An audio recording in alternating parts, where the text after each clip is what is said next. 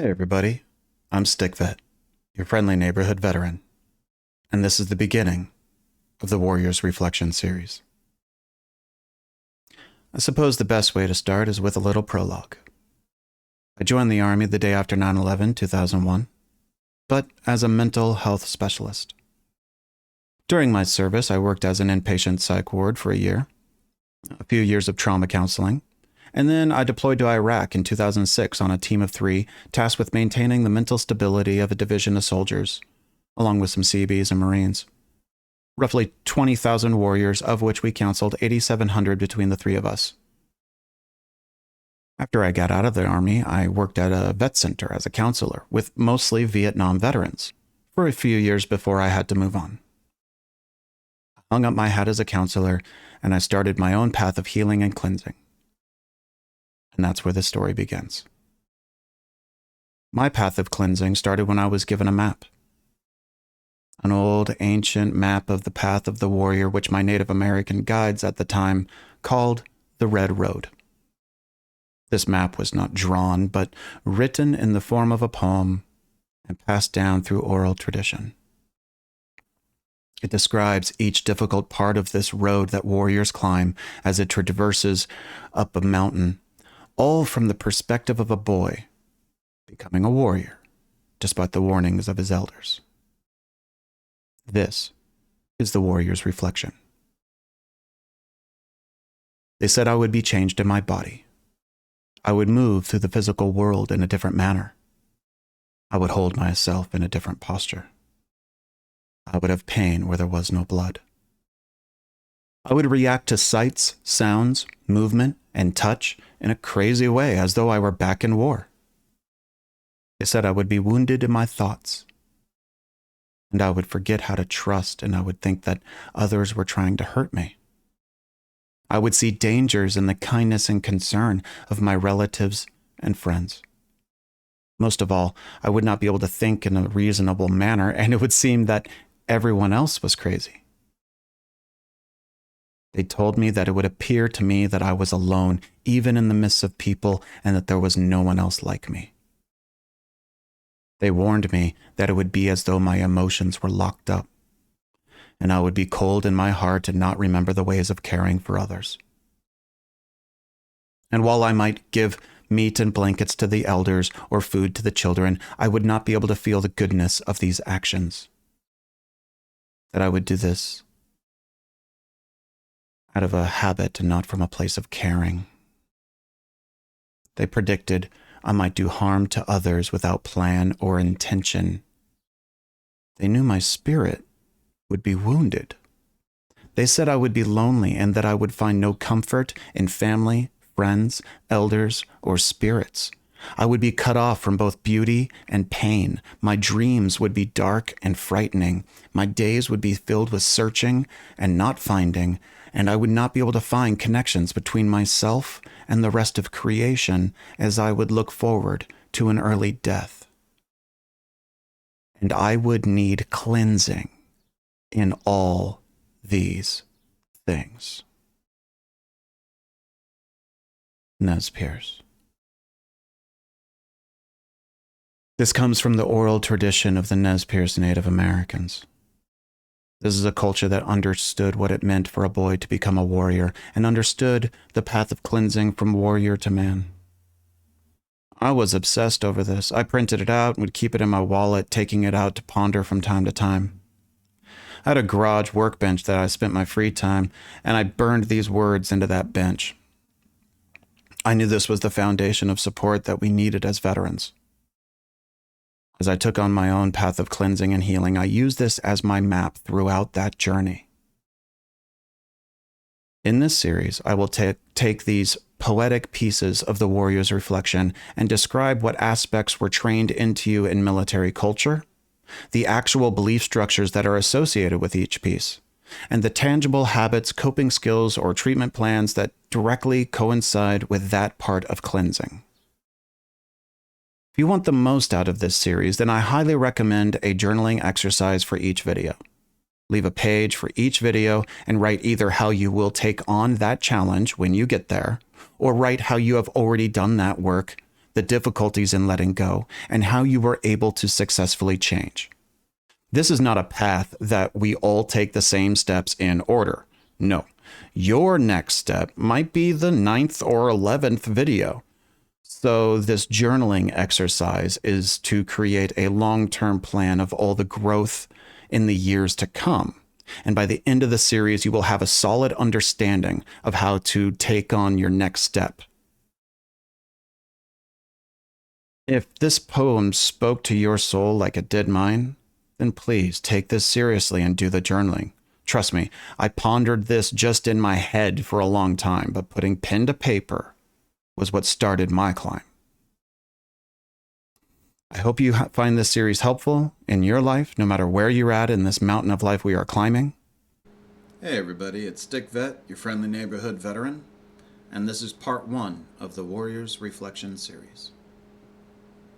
They said I would be changed in my body. Military life takes its toll. It's an all-encompassing thing, but let's start with physically and in regards to what you do. Living in military culture, we developed a dehumanized sense of self. Much of our training and conditioning in the military is useful to accomplish a mission, but is damaging and very unhealthy in the long term. Whatever self-care we did do was in order to be a capable warrior, not a healthy person.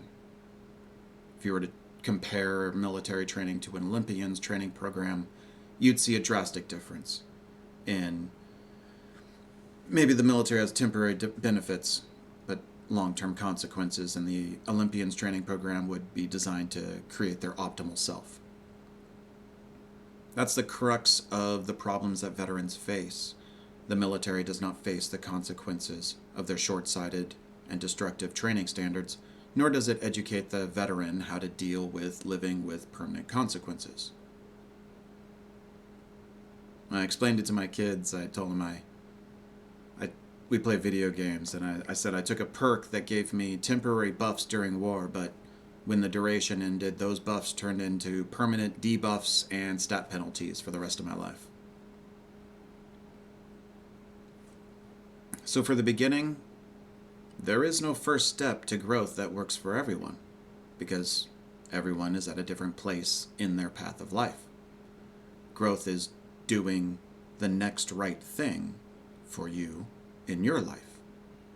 Nobody should tell you how to live your life.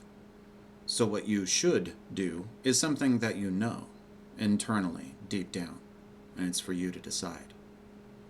When I got to this point as a counselor working with veterans, they would just have described all of the plethora of issues that they're facing and that they want help with, and we have to talk about, well, which one first? What do you want to focus on first? And they'd be like, oh man, I don't know. And they'd be looking at all the issues in their life and pondering. And I'd say, well, you have to decide, but if I picked, and I'm gonna pick. Right now you're thinking about them all. Which one do you really hope that I don't pick? Because that's probably the one you need to work on, right? My guidance for you is to find your own way, implementing your commitment to change your life. I point to tools to set you up for success. I'm a glorified signpost pointing the hard way uphill with climbing gear laid out nearby. Choosing a new direction in life requires the beginning of new habits, letting go of your comfort zone, and repeatedly reinforcing your openness, your humility, and your discipline. So the first signpost says, create 3 spaces in your life for growth to even happen. Because everyone already has a life full of commitments, habits, and routines. Adopting a lifestyle of growth requires modifying the actual structure of your current lifestyle. You got to stop acting like growth and healing or maturity is something you get around to in your spare time. And also don't overwhelm yourself in thinking that it has to take over your life. There's a healthy middle ground. So, cleanse 3 spaces. The first space is 1 hour daily. This is a frequent activity usually seen in adopting coping skills. This is the thing you're trying to instill on a daily routine or multiple times a day as a new response to daily situations. This can be exercise, reading, eating healthy, a change in your routine, like bedtime routine or morning routine, journaling, or a daily reaction change, like breathing exercises every time you drive to negate your road rage. Each habit takes 90 days of consistency before it starts becoming automatic. So if someone needed to start diet and exercise because they're unhealthy and overweight, it would be best to start exercise and then after 3 months start a diet and keep exercising.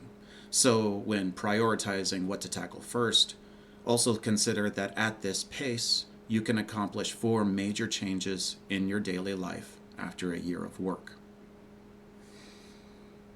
The second space requires 4 to 12 hours weekly, including recovery time, depending on skill. This is when you take on the challenge that your daily habits have been preparing you for, or for a habit that just takes a chunk of time to accomplish. Also, other daily habits that need to start with a learning curve. Like if you're learning an instrument, it might be good to start with a weekly activity for hours, and then when you're familiar and it doesn't take forever to set up and actually start practicing, you can turn that into a daily practice.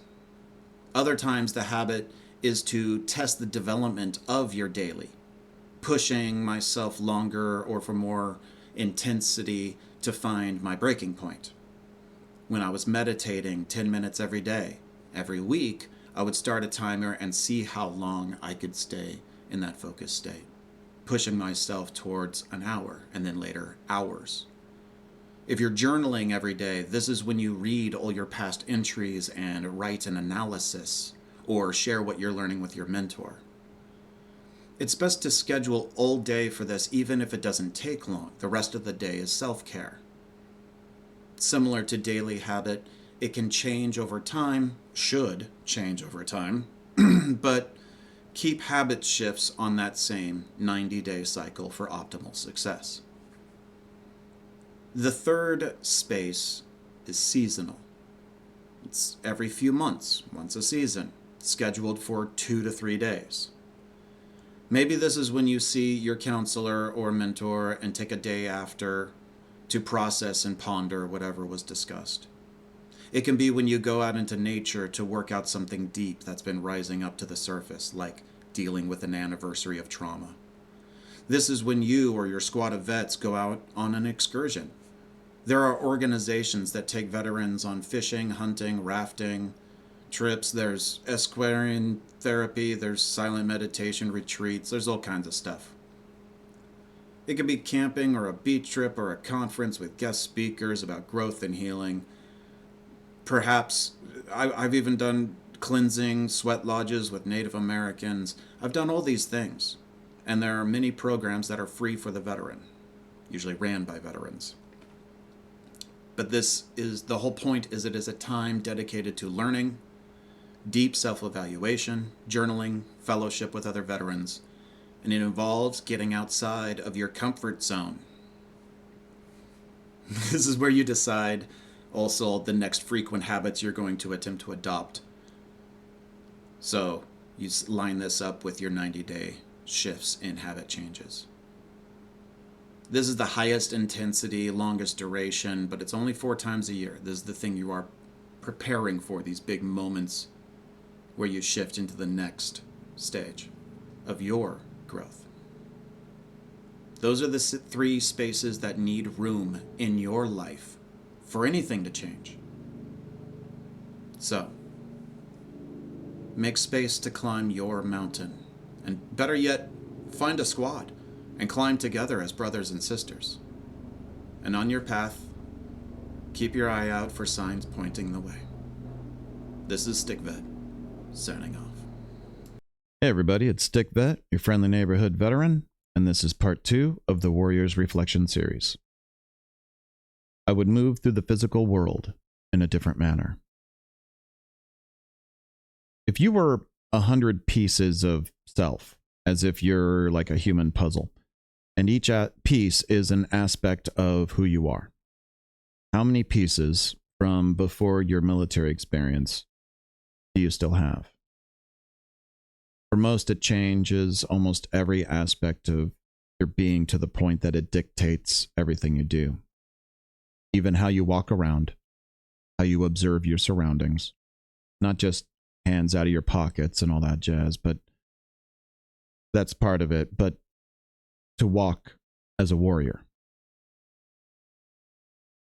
I was a mental health specialist in the Army, where all this comes from.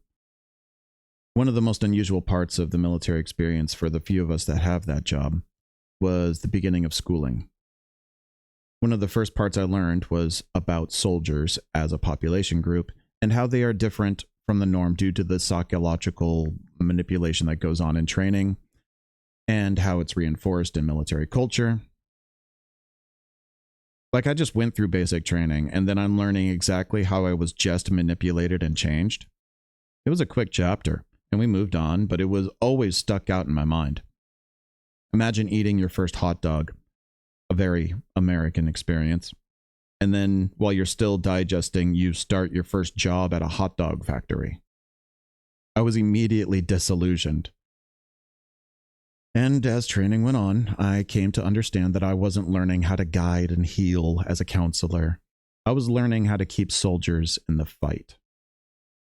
Specifically, how to reinforce a predatory mindset. And that indeed became much of the job.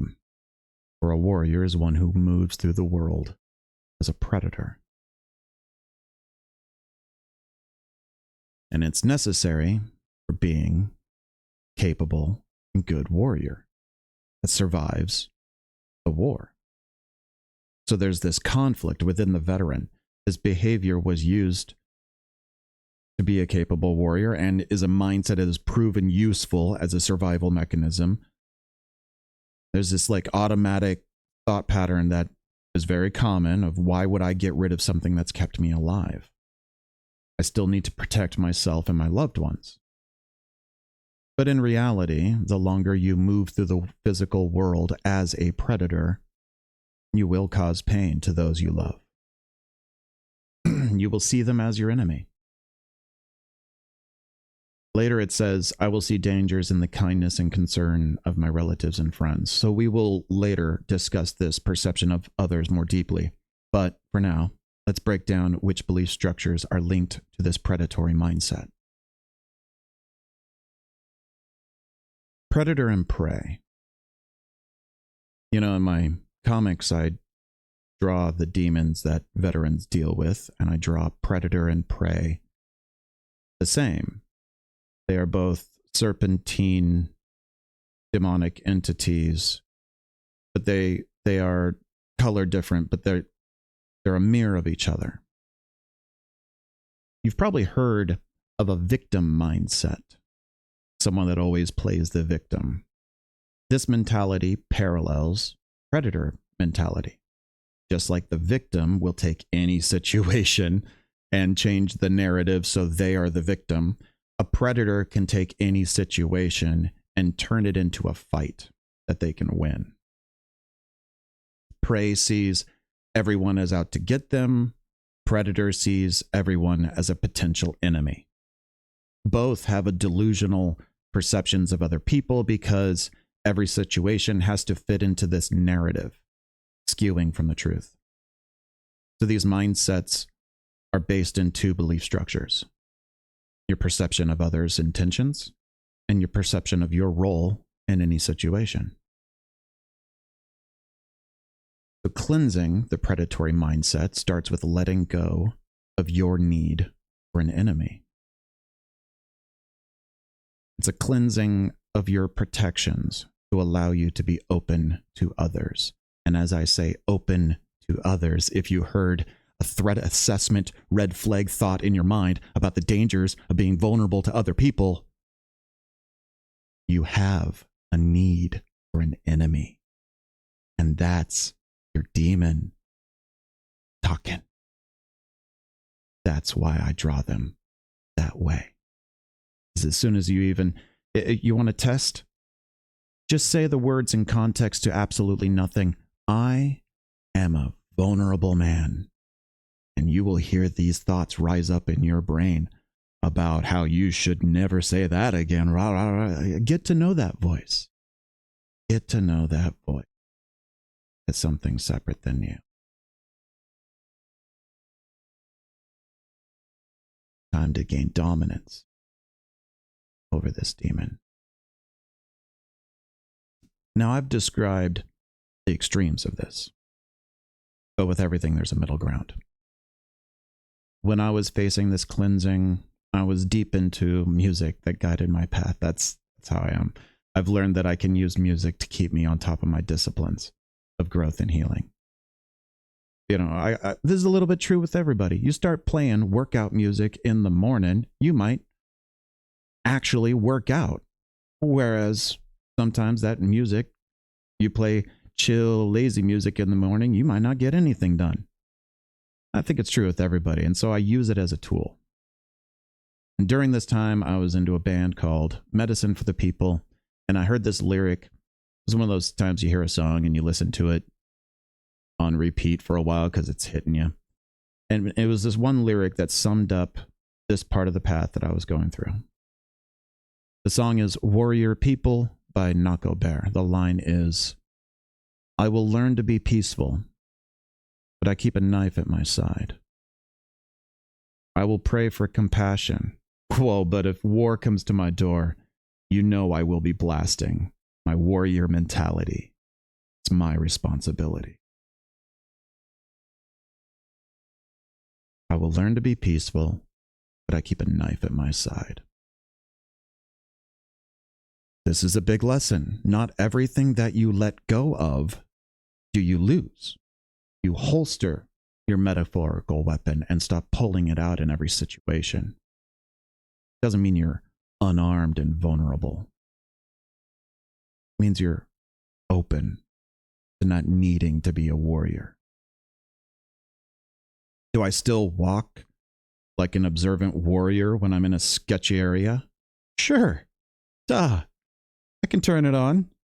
But when I'm walking through the park with my kids, they don't need a warrior to protect them. They need a dad. And being the warrior for the sake of protecting them would rob them of the father I know I could be and the father that I am now. Open. This is StickVet, signing off. Hey everybody, it's StickVet, your friendly neighborhood veteran, and this is part 3 of the Warriors Reflection series. I would hold myself in a different posture. What do you stand for? What are you holding on to? This is an old journal entry from my past self. I feel bad for my mother that I survived the war.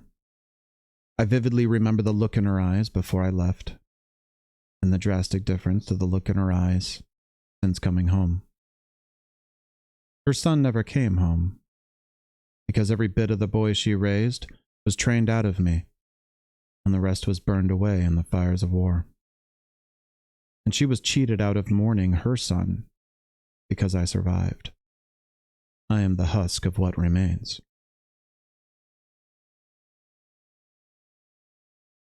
That's how I felt back then.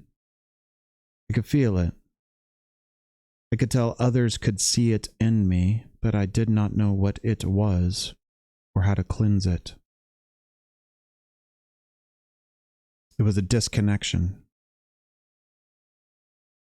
Military culture, humanity is a rationed commodity. From limited living space to the very short amount of time we spend in a day treating each other like humans. Smoke breaks are one such moment. A big reason so many smoke in the military is because it's the one area where it's acceptable to be a person, regardless of rank. I remember smoking with officers who would say, "Don't salute me, I'm on break." The smoke pit would be full of stories and jokes, just warriors sneaking some humanity into their lives. This is the sliver of self a soldier is allowed to possess. And other than these fleeting moments, warriors are disconnected even from themselves. It's part of the sacrifice and it keeps us on mission. But it's also years of a disconnected lifestyle, complete with bad habits and a negligence of self-care. So how is this inherent disconnection acquired? As a warrior, we don't have the rights that we fight for, nor do we get to live with the benefit of the virtues of the Constitution, that which we swear an oath to. Soldiers don't have freedom of speech. They'd talk back. We serve as living equipment, sacrificing the prime of our life, yet we were in servitude for freedom. We dehumanize an entire people to separate them out as our enemy, yet we fight for unity. We pacify ourselves with alcohol, social media, and video games, yet we fought for liberty. As veterans, we often outcast ourselves from our community, isolating ourselves, yet we stood for we the people. As warriors, we are disconnected from the world we fought for. But it's deeper than that. We are disconnected from ourselves as participants in the world. As veterans, that disconnection will leave you alone, standing for nothing, holding on to the past.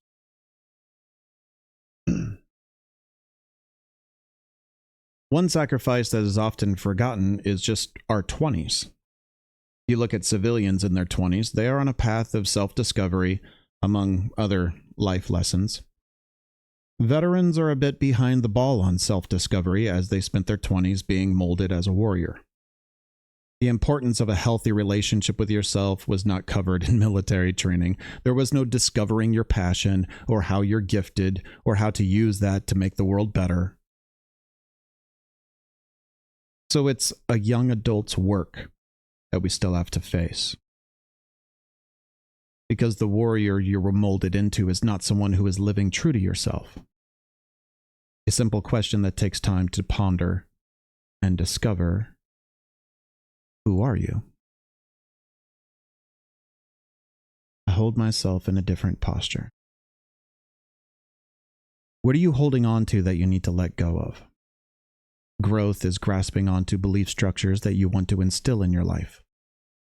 You can't grow until you first let go of the unhealthy belief that you have already acquired. Only then can you change. Just letting go and grasping a hold, just like climbing a mountain.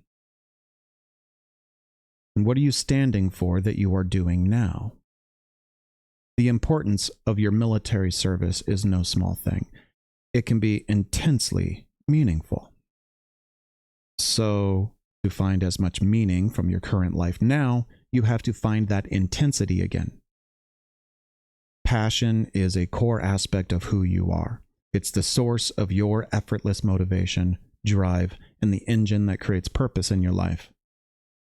But you have to do the part where you discover it and feed it. For me, cleansing was teaching myself to view my body and self in a different light, or rather with any light at all. Remember, I felt like the husk of what remains. I created a mantra of sorts that I repeated daily. This is a piece of my personal path. I am not this body that I live in. I am on my way and my body follows. For my body is a vessel and I am the captain of this ship. I do not live in the past of pride or shame. I live in this moment now. I do not live in the future of worry or control. I live in this moment now. This was a way of reminding myself to get over myself and my old ways of thinking. This mantra grew into about 100 lines over time, but this is how it started. A simple reminder that I am not the burdens that I have taken on. I am letting go and grabbing hold of who I truly am. Hey everybody, it's Stick Vet, your friendly neighborhood veteran, and this is part 4 of the Warriors Reflection series. I would have pain where there was no blood. What is the veteran's relationship with pain? You've asked your friend for a ride to the airport. He picks you up, and as he turns on the car, you are stunned at the horrible noises coming from the engine. He puts it in gear, and the engine roars with problems, rattling and whining and clangs and pops. You look at your friend, and he has no care in the world. He is so far past ignoring these problems. In fact, he's just trying to carry on with the story he started telling you when you got in the car. And you're shocked that he has become so complacent about such obvious damage that he could live seemingly fine with the constant cries of help coming from the car. That's the veteran's relationship with pain. It starts with pain tolerance, a skill gained through cultural influence. If you think about military training, they trained us to grow our pain tolerance, but never directly. It was all social engineered manipulation. The military culture dictates that you must keep your pain to yourself and hide it. For an injury is a sign of weakness, and worse is complaining about the injury. The most weak and pathetic you can appear to your comrades is by getting medical attention for your injury. But if you remember, the words of leadership were quite the opposite. They would always say that you need to get medical care if you're hurt. You could get in trouble for not getting treatment even. But it was a simple reverse psychology, because if you did get treatment, you would be shamed and ridiculed. So pain tolerance for veterans is a skill learned in order to avoid shame and rejection. The soldier learns to disassociate from any small injury. And any small injury that goes untreated could easily become worse or cause other internal problems. This is why many veterans live with a life of chronic pain. Some without any major injury, just neglected of multiple problems that were exacerbated. Some of us are lucky enough to have had a serious injury to help us get over our neglect and actually change. But most do not get a moment of sudden realization. We are also the exposure generation of veterans, burn pits and plenty else. Gut and lung problems are very common and can be ignored and minimized by the veteran for years. So my own experience, I had acid reflux the whole time I was in the Army. I chalked it up to the crappy food. Then during my deployment, I was vomiting every day. That went on after the deployment for about 6 years, until I was vomiting blood every day for about 5 months. And then I went to get care. I have an old back injury that I similarly neglected to get care for until it became a spinal issue, because there was a 3-inch chunk of growth under my shoulder blade. This whole time, I was pushing through the pain. I was so convinced that I was proving that I'm dominant over it, that it was somehow a test of my endurance that I consistently passed. But I was such a fool. I had no respect for myself. Not much love either. Like a prideful sea captain running his ship into the rocks to prove that I'm stronger than the storm. I got to the point that I had to dock my ship and focus on nothing but repairs. I owned my pain. It was so much of who I was. In that period of healing, I had to let go of pain being part of my identity. Pain is not a necessary component to social acceptance, but it's really what I believed deep down, not verbally, but that's how I learned pain tolerance. Now the worst things I see are brothers that identify themselves as disabled veterans, as if the title of disabled gives them any clout. It's their identity based in a tolerance of pain that they cannot let go of. Remember, this is trained through social engineered manipulation, so that's why it's important to separate yourself, your identification of self, from your chronic pain. When it comes to cleansing, pain is connected to the belief structure regarding my own body. I don't teach mind over body. I teach self over mind and self over body. When you get a cold and you say, I'm sick, you're not only wrong, but you're making the sickness stronger. As opposed to if you say, my body is sick, so you are separating yourself appropriately. Identifying yourself as your physical ailments not only is illogical, but will literally make you worse. And the opposite side, if you say, I'm healing because my body is sick, you will literally get better. This is a very, very simplified breakdown from a bunch of psych studies regarding the healing mindset in patients. But it does touch on two major points. There has to be this separation between you and your physical ailment in your identification as self, and a focus on the optimistic I'm healing rather than I'm hurt showed drastic differences in recovery. For me, I had to add something to my daily mantras in order to directly change. That's how I roll. I am not this body that I live in. I am on my way and my body follows. My body is a vessel and I am the captain of this ship. My body's pain has nothing to do with who I am. My body's pain has nothing to do with who I am. I had to say that a lot in order to actually believe it. Just like your imaginary friend in the beginning not only needs to fix his car, but start being a responsible driver, paying attention to the warning lights and any unusual sounds, making a habit of popping the hood. Someone in chronic pain needs to change their perspective of pain, start taking it seriously. This is Stick Vet. Till next time. Hey everybody, it's Stick Vet, your friendly neighborhood veteran, and this is part 5 of the Warriors Reflection series. I would react to sights, sounds, movement, and touch in a crazy way, as though I were back in war. This is the part of warrior cleansing that you probably recognize.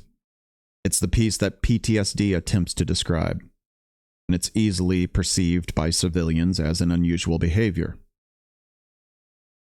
This is a psychological perspective of who veterans are, and it dominates the landscape and claims to be the whole issue. But when it comes to the path of cleansing that veterans face, PTSD accounts for 1/20th of the problem. This is why so many veterans who have done therapy, learned coping skills, and changed their lives to be healthier either believe the treatment didn't help or still feel they have unfinished work to do. The treatments work. They just help with 1/20th of the entirety of the problem. This is the only part of the path that you can easily find resources for. In fact, I wonder how many people who find this Warriors Reflection series helpful have already done the work of this one step. Please comment about that. I'm curious. For me, I've had a PTSD service animal since returning home. and it's been the best for my own healing in this manner. Even though I've taught and practiced the multitude of PTSD treatments when I was a counselor for vets, Stick Dog was how I was actually able to handle my hypervigilance around crowds and public spaces. Stick Dog would remind me of reality, immediately grounding me from where my mind was taking me. I had to still do the work. For years, I would repeatedly mutter to myself, I listened to my thoughts with a grain of salt. PTSD is also depicted in such a stereotypical Hollywood manner, as if all veterans are scared of fireworks or go crazy when cars backfire. Although those things might happen, the characterization of it is based in this narrative that soldiers are victims of war. The professionally ignorant civilians that invented the diagnosis of PTSD did so with the intention of describing the effects of war on a normal mind. So not only is PTSD like a 20th of the problem, but the entire perspective of PTSD that we are taught is a half-truth. Because war is not happening to soldiers. They are not merely victims. Soldiers are active participants in the war. So let me tell a story to more accurately describe the mental damage participating in a war can lead to. This is the story of the gunner. One of my brothers that I was a counselor for long time ago. He was a gunner on a Humvee throughout his deployment. And this was back when where he was, the issue was VBIEDs, vehicular bombs, suicide bombers in cars. And the tactic of the enemy was to have an individual on a cell phone on a vantage point who would call the person in the car and tell them when to floor it in order to ram into the convoy of Humvees that are traveling along and kill the soldiers. That's the enemy tactic. So the gunner was taught this, and then the first time it happened, it was just surprise. Didn't even see it. Steps up his game. He notices on a patrol someone on a cell phone who's really looking at them. He calls it in. Information is not relayed in time. Boom. Soldiers die. He steps up his game. He's able to see the person on the cell phone, call it in, transfer that information, his LT transfers the information and saves lives. Sometimes. This happens a lot. And it specifically happens a lot when they're doing the end of their deployment and the new group is coming in. And he was a stop-loss vet.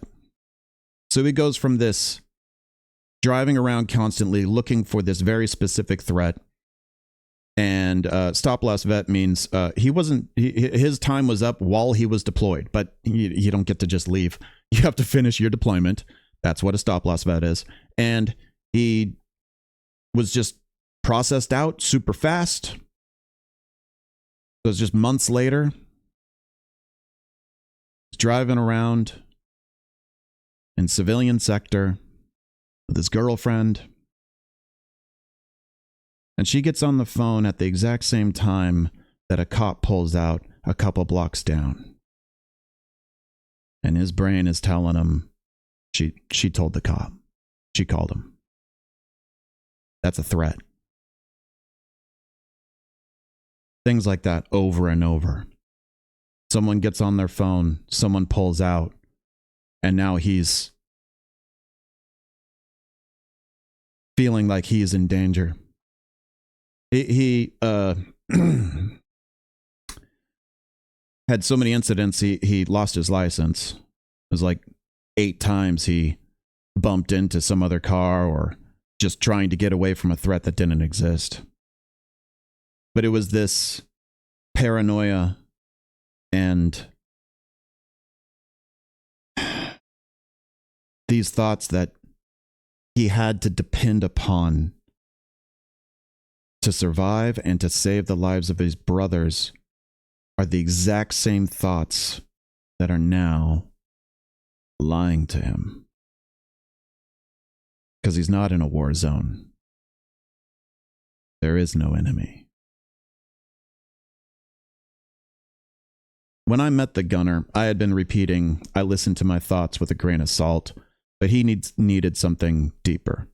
Through his work, he found a belief structure to keep him on his path that he brought to me.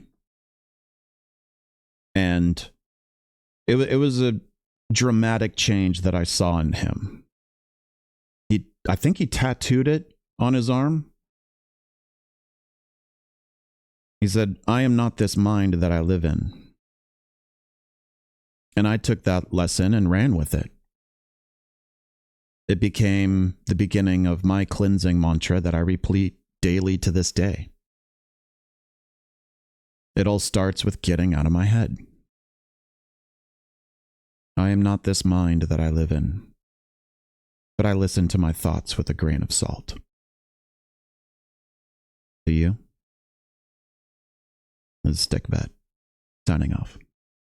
Hey everybody, it's Stickvet, your friendly neighborhood veteran, and this is part 6 of the Warriors Reflection series. They said I would be wounded in my thoughts. Losing your mind is kind of like losing a parent.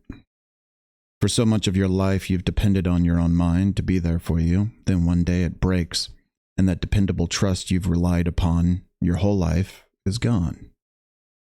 Trust. It's a big part of your relationship with yourself that the self-love hippy-dippy gurus often skip over. I used to trust my own mind, and now I recognize that I do not believe in all these things that I think. And I do not strictly think thoughts that I absolutely believe in. I have a brain. Sometimes I use it, sometimes I don't. And when I don't, it still keeps going on and comes up with its own automatic thought processes. Those automatic thoughts used to just be chaotic, from reasonable to ridiculous. But with the damage my mind has taken, those automatic thoughts turn foul. When I was deployed, one of my minor responsibilities I had was to handle all of the schizophrenic breaks that happened. My team covered a population of nearly 20,000 soldiers, and in that 15 months, there were 27 such breaks. There was either paranoia or egomaniacal behavior that went along with the hallucinations. Either an extreme fear, like hiding all of the weapons of their squad or platoon, or extreme ego. I am the devil, I am God, God is speaking to me. Of everything I did, it was the hardest challenge that I had. I had to convince the soldier to trust me more than their own mind. And they were terrified. There was no relief in learning that the demons you see are fake, because the news also meant your greatest weapon, your mind, is the problem. Your mind is the one tool you need to get out of any situation that's difficult, especially a confusing one. It puts them in the most helpless state I've ever seen. This, of course, is the most extreme of damaged minds, but the elements are still the same. A damaged mind has damaged thoughts. Specifically, it's the automatic thoughts that the brain has whenever you are in subconscious mode that are damaged. For even the most brain-damaged brothers seem to have a good thinker when they were using it, and they were just as logical and insightful as anybody. But whenever ego and fear-based negative thinking that they already had in life seemed to be amped up in an intensity as it went off the rails. So let's talk about the voices in our heads. The brain informs you of dangers and gives you interpretations of how all life events relate to you. And then there is you, the one your brain is informing. You have conscious thought, which is a voice that requires effort and focus among the brain's automatic voices. So in order to learn which voice is you, you first separate the voices that are not you and listen to what's left. The first voice in our mind we learn about and differentiate from ourselves is fear. Fear. Especially in the military, we learn to ignore the voice of fear and to run into danger, to fight. That's the hard part of our training to turn us into soldiers. The fear doesn't go away. Anyone who acts courageously is doing so while scared, but doing it anyway. Complacency does exist, but that's a disassociation technique, not an elimination of fear. Fear is the easier one to understand of all the automatic voices because it makes sense to have a mental safeguard from danger, for self-preservation. In the military training, we learn that fear is essential to listen to, but then put it in its place and act obediently instead. Brené Brown said, "There is no courage without fear and vulnerability." Living courageously is about going outside your comfort zone and challenging yourself to grow in a vulnerable situation today. The second voice to learn about is ego. At its core, ego is the voice of selfishness, but it has a function like fear. The simplest way to isolate your ego is to go on a long run. There is a mental game between you and your ego trying to convince you to stop running. Keeping your pace requires you to ignore that voice and to continue anyway, focusing on breath or listening to music to drown it out. Similar to dealing with fear. But ego quickly gets more complex than fear because its basic function is to take the complexities of your environment and make them easier for you to understand. It informs you of how everything you perceive relates to you. Even though you cannot read minds, everyone has automatic thoughts about what they assume others are thinking, which is important information, but it's literally a how the world revolves around you perspective. That's the automatic thought.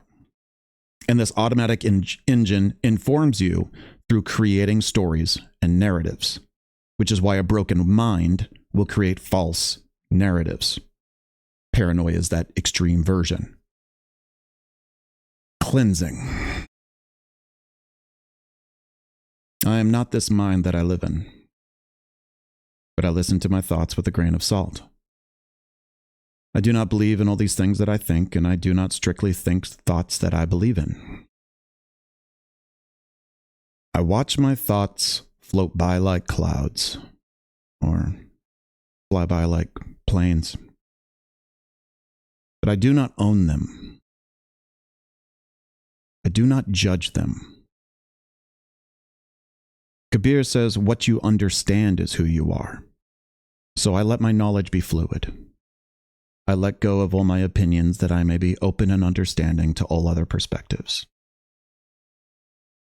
Okay, that last part is just my path, but the idea of letting go of what you think and focusing on what you believe is an important hallmark of maturity.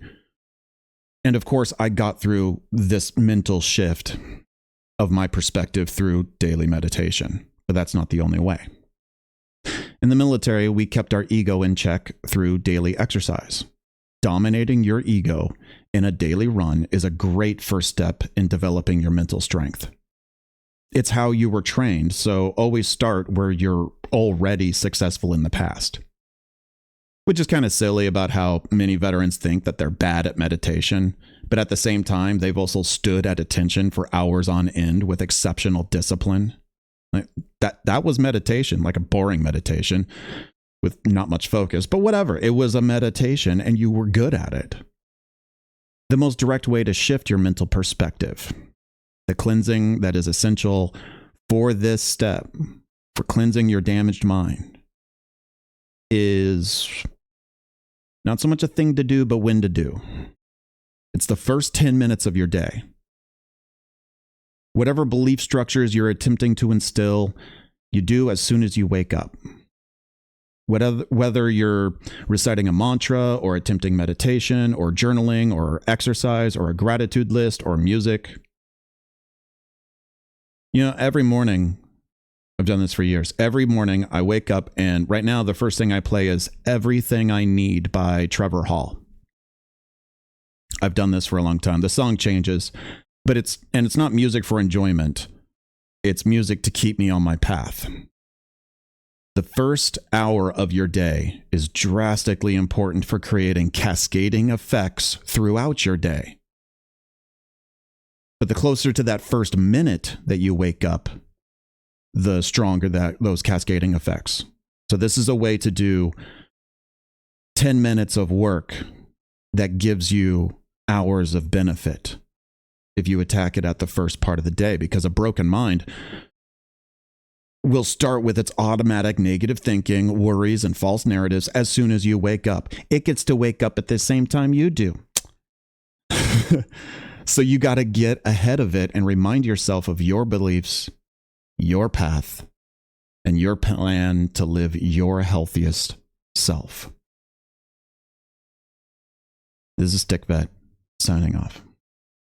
Hey everybody, it's Stick Vet, your friendly neighborhood veteran, and this is part 7 of the Warriors Reflection series. I would forget how to trust, and I would think that others were trying to hurt me. Warriors are trained for a war zone. But when years of training only lead to departing the military without any reprogramming, they treat civilian sector like the war zone that they prepared for. Because of course they would. That's how people work. This aspect is actually worse for non-deployed veterans because a combat vet gets the war out of their system a little bit. And although they may repeat their warrior behavior in civilian sector, that is secondary to the reality they face regarding their newly acquired demons from war. But a non-deployed veteran has been programmed to prepare for war through years of training and will now execute a lifestyle based on that programming. All veterans have been preparing for and training for a hostile environment. It doesn't matter how safe an area in America we come back to, we will perceive it as hostile, or we will create that hostile environment that we feel comfortable in. This is the belief structure regarding the world you live in. And there is a difference between what you want to believe and what you actually do believe. A veteran may want to see the beautiful majesty of this country our brothers and sisters died for. You may want to see the people around you as free Americans, just doing their best. You may want to just sit and appreciate all that was sacrificed for. But in truth, you never sit with your back to the door. Because you actually believe you're in a hostile environment. And you actually believe that the local nationals are just potential enemies. You were not trained to live the American dream. You were trained to sacrifice for it. One of my brothers said, "I'm only comfortable when I feel like I'm behind enemy lines." A veteran will subconsciously create a hostile environment. Psychology would diagnose this behavior as self-sabotage, but it's weirdly the opposite. The warrior is attempting to create the hostile environment they were trained for. The warrior is attempting to... My brothers and sisters live in the worst parts of town. In truth, they can afford a better area, but deep down, they are comfortable with gunfire at night. Like an abused child who learns that being hit is love. They don't consciously say that, they believe that, but they will subconsciously be around abusive people. That's why it's a shadow belief. The most common way to turn your environment hostile is to be in a relationship with a volatile person. Or, better yet, a raging personality disorder. Someone that threatens to leave all the time and is stirring up crazy drama is all it takes to feel like you're living in a war zone. And I've seen way too many of that in my brothers and sisters' lives. It's almost stereotypical how often we get in horrible relationships. One way or another, we will find a way. I know vets that listen to screaming death metal on headphones as they are falling asleep at night. Like a way of controlling nightmares through empowering them. I also see something commonly beyond anger outbursts. Whenever I taught anger management back in the counseling days, there was an additional layer beyond emotional control. Veterans also had an addiction to allowing themselves to blow up in anger, thus putting their stability at risk. But it was not an addiction to the anger outburst itself. It was an addiction to having a threat to their life. Like potential prison time or losing your job or a relationship or your living situation. Sometimes a vet had like an inability to pay their own bills, but it was because they got a sense of comfort in their utilities being shut off. It validated this shadow belief that they are in a hostile environment and society is out to get them.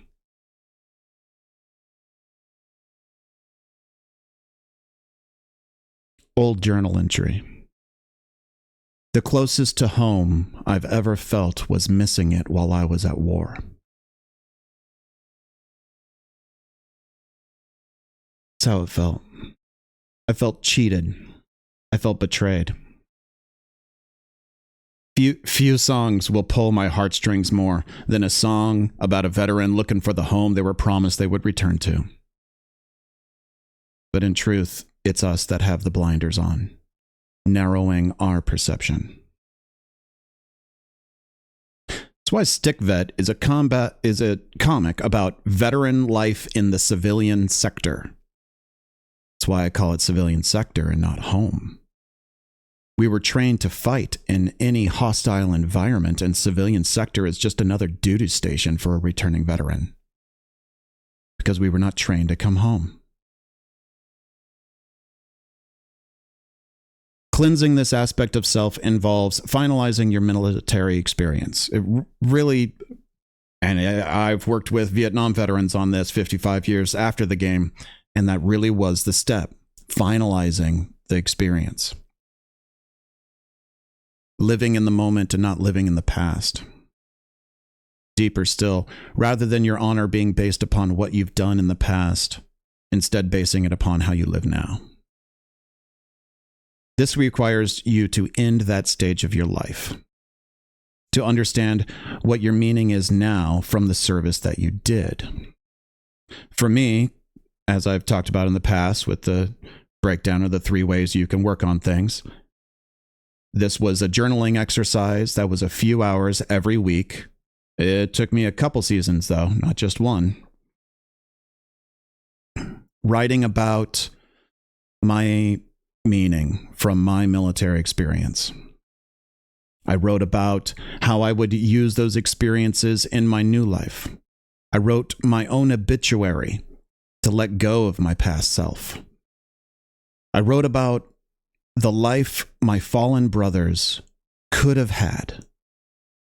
And then I wrote about the life they would want me to have. That's what did it for me.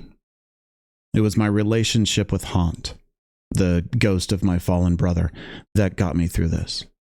It was clear he wouldn't want me to come back and be so disconnected from home. I had to get over myself in honor of his sacrifice for me. Returning home is not something that happens when you come back. It's something that happens in your heart when you're ready to let go of the war. You can't hold on to and cherish the new home that you create while still holding on to your home in the war zone of your heart.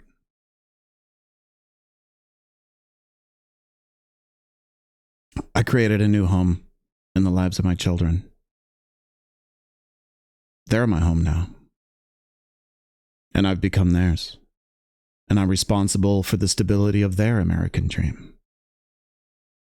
My honor is based in my ability, in my quality as a father to them, and my ability to experience that joy that they bring me every day. I'm no longer a warrior. I'm stick dad. And I know my brother would be proud that I found my way home. This is Stick Dad signing off. Hey everybody, it's Stick Vet, your friendly neighborhood veteran, and this is part 8 of the Warriors Reflection series. I would see danger in the kindness and concern of my relatives and others. You know, most veterans think that they are masters at hiding their pain and suffering. And we are good enough to trick the average person, but the people who know us best, they can see past our expressionless face. They can pick up on the pain that we're carrying, at least on an empathetic level, and of course they want to help. But the veteran is on a completely different mind space and feels it's a responsibility to keep their darkness hidden. If it's called out, that's a failure at task, and we are quickly defensive or in denial because we intuitively know that these invisible wounds, that's our great vulnerability. And vulnerability is considered a threat. So what are we hiding? When I was a mental health specialist in the war zone, one of my main jobs was critical event debriefings, where I would work with soldiers for 3 days after they had lost someone in their platoon. Which, side rant here, I hate the language of dehumanization the military used. You didn't kill people. You didn't watch your brother you lived with for years get blown up in front of you. You had a critical event, and you just need a debriefing. I was supposed to be the human interaction in the darkest of times, and the military still dehumanized the entire process. Critical event debrief. End rant. So during a CED, as we would call them, I would focus on the soldiers that were not just in shock, like most were, but had something broke in them. I would listen to all of the most explicit and vividly detailed accounts of trauma I ever heard. It just happened today or yesterday. Stories of interacting with the most pure evil of all circumstances that could break anyone. A few would collapse inward into darkness, and I had to join them in the cesspool of their mind to show them the way out. Those were the difficult ones. I was good at it. But most of the time, those were the rare cases. The majority of soldiers were not broken, not less than, but they were dealing with something new. A new change in their core that will last their entire lifetime. Honestly, akin to having children, a brand new stress for the rest of your life. This is what I call the demons acquired in war. And now I'm regretting that child metaphor, but whatever. And I called them that because that's how I perceived them. Even then, I knew this was a permanent attachment as a result of their experience. Like a souvenir of war. In those moments, I would help the soldier make a good first impression. Recognize that this is a new relationship. And guide them in taking a dominant stance. When I was writing this piece, I got stuck writer's block for a little bit. I couldn't figure it out, so I just asked my community, why do we see our family's love as a threat? About a dozen brothers typed in why they keep their family at a distance, and I remembered I had it backwards. We don't see their love as a threat to us. Their expression of love is a vulnerable moment for them, and we are the threat they are opening themselves up to. When we don't have dominance over our demons, we are helpless to become the monster that hurts those we love. So when family and friends express concern, the predatory in nature will unleash at opportunities of vulnerability. So the veteran will become isolated, caging themselves away from everyone that they care about, protecting them from the enemy within. Cleansing the enemy starts with dominance. It starts with an acknowledgement and respect for the internal battle that you are facing with your predator within. But just like I don't teach mind over body. I teach self over mind. I teach self over body, and I teach self over spirit. Calling these aspects of self demons helped me separate myself from my problem. I am not a problem. I have problems. I'm working on them. This mentally cages the demon. The door is still open. It establishes dominance, but like any wild beast, dominance is not control. Cleansing truly starts when you feed that demon its opposing element. So, for an example, let's talk about the primary predatory demon, what I call in my comics the beast of anger.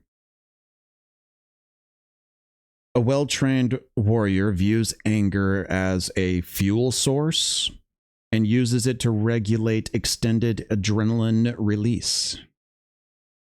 Fuel at the cost of some control and risk of emotional mistakes.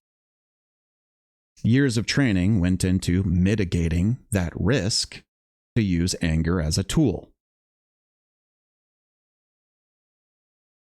That's the beast in its current form. The cleansing takes similar effort. Daily exercising in strengthening anger's opposite. The opposite of anger is gratitude. It's not love. Love opposes fear. And no amount of attempting kindness or loving behavior will give you control over your anger. Breathing techniques kind of do, but they drop your heart rate and allow you to think. But it doesn't counter anger.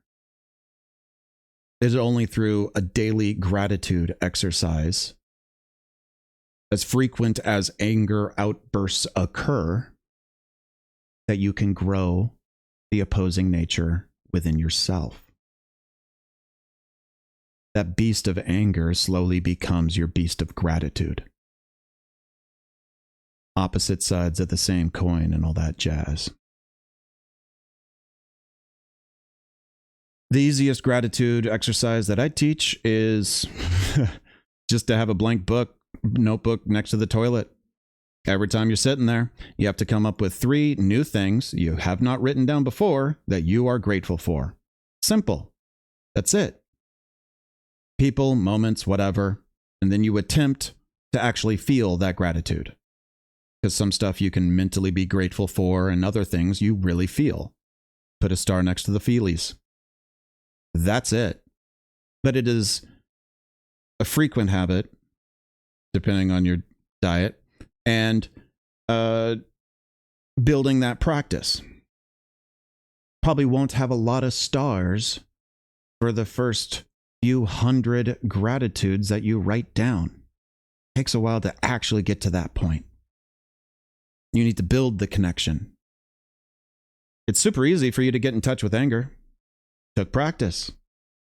So any exercise to practice connecting with gratitude is essential to find balance in your life. That's how you gain control.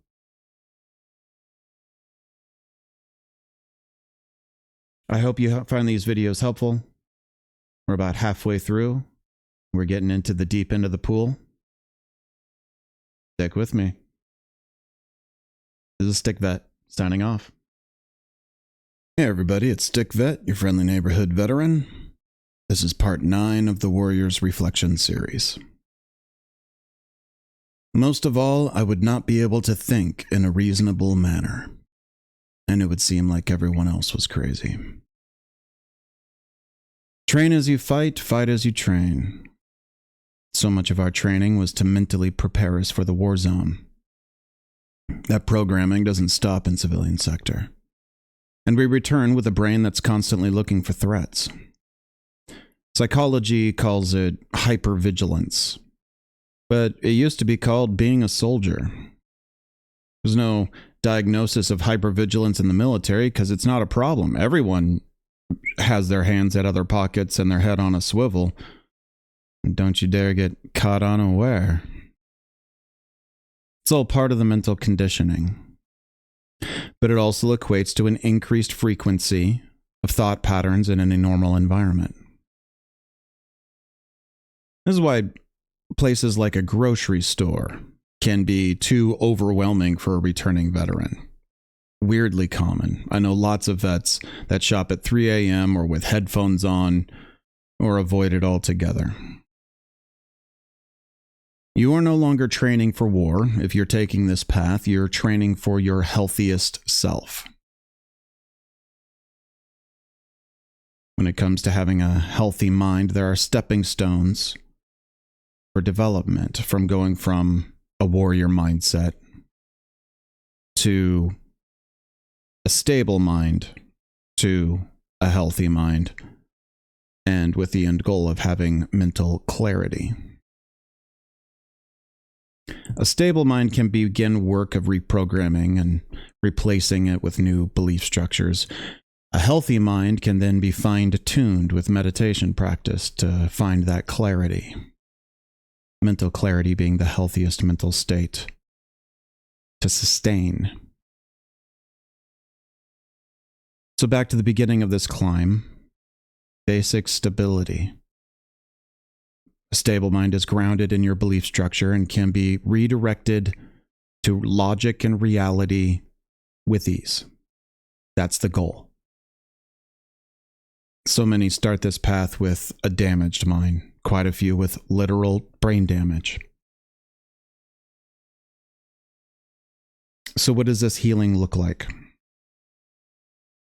Healing your mind involves practice of a new perspective and the cutting out of unhealthy thoughts. There is a such thing as an unhealthy thought pattern.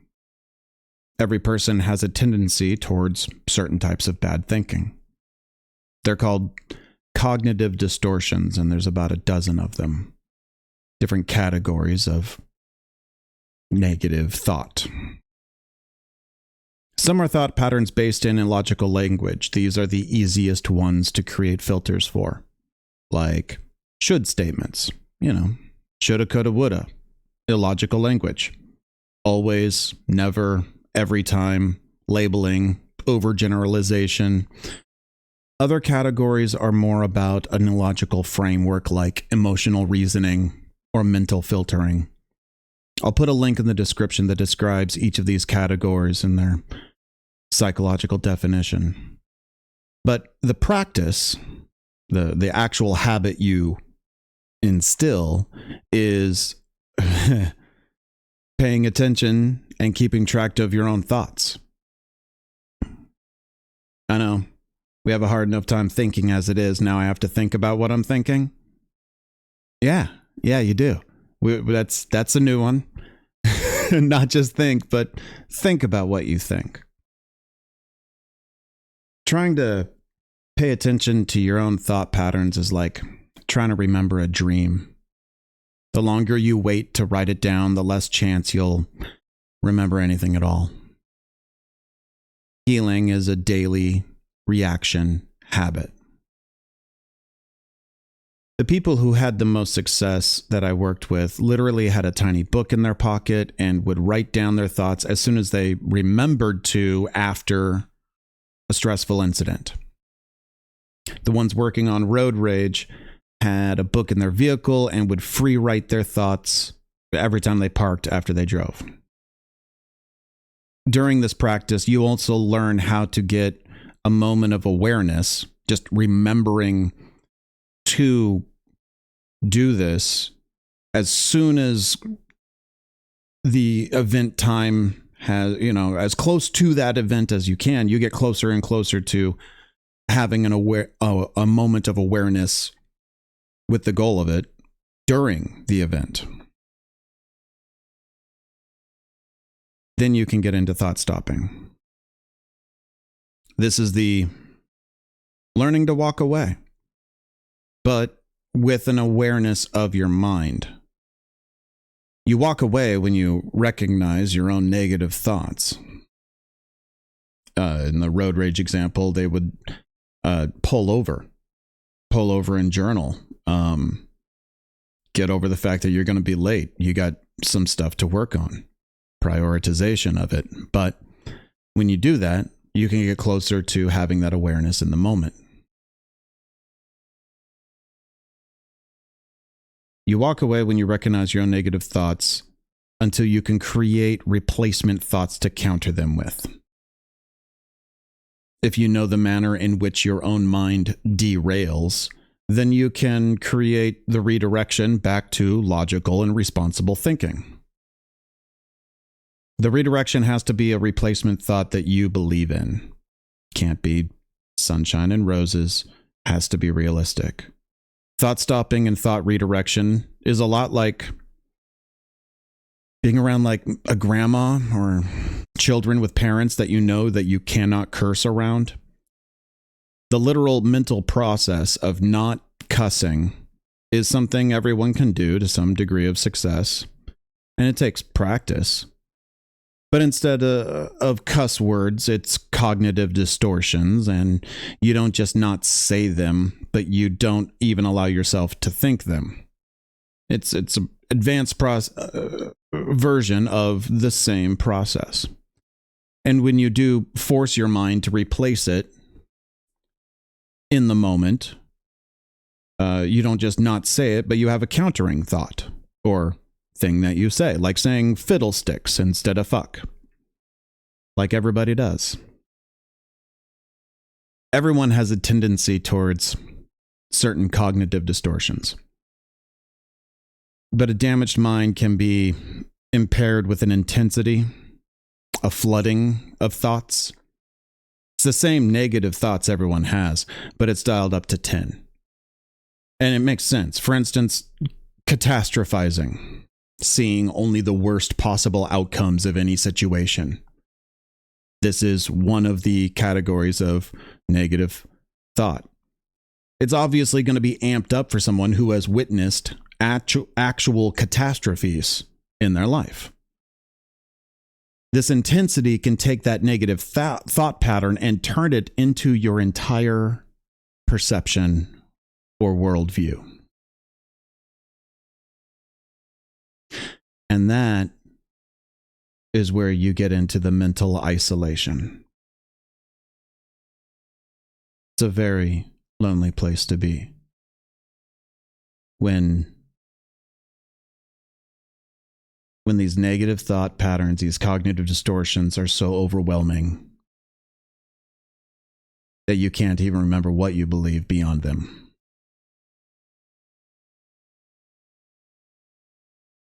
I remember when my mind was a dark storm, like a hurricane. Years I spent trying to delude the strong winds with medication. I'd hide in the cellar of escapism and drown out the rain with a bottle of booze. Until I learned that it was my storm. In my mind. So I'm in control. Not just because I said so, I can't just make it work, but I had to do the work. I had to cut the frayed ropes of foul thinking and tie down the neglected sails with a new code of morality that I live by.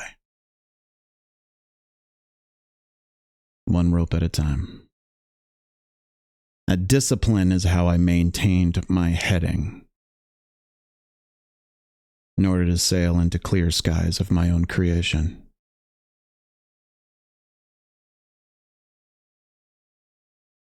It's your storm, and you have to get the way out. Stick to your heading.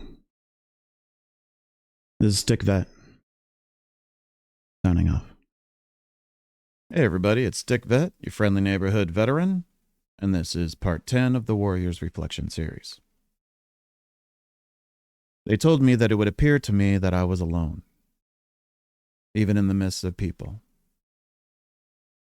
and I would feel that there was no one else like me. Why do we isolate ourselves and see our struggle as unique? At first, I was thinking of all the current problems with the veteran community. The disconnection from the fighting force, something bigger than ourselves, only to be scattered to the winds with no readjustment training. The mass diagnosing of veterans of PTSD in order to push a pharmaceutical solution. Pacifying America's brave. The lack of healthy leadership within the veteran community. But I get pulled back. The origin of the Warriors Reflection is an ancient lesson passed down over generations through oral tradition for who knows how many hundreds of years. This has always been an aspect of being a warrior. It's deep. Although modern problems might make it worse, normal to feel that the war you face within yourself is a solitary battle. I also believe that throughout time, warriors have always needed the same things, including a powerful ego. And admitting any internal conflict is akin to showing your weakness. Completely taboo in warrior culture. The problem in military culture is weakness shaming. Guilt and shame are different. Guilt is you did something bad and maybe you face consequences.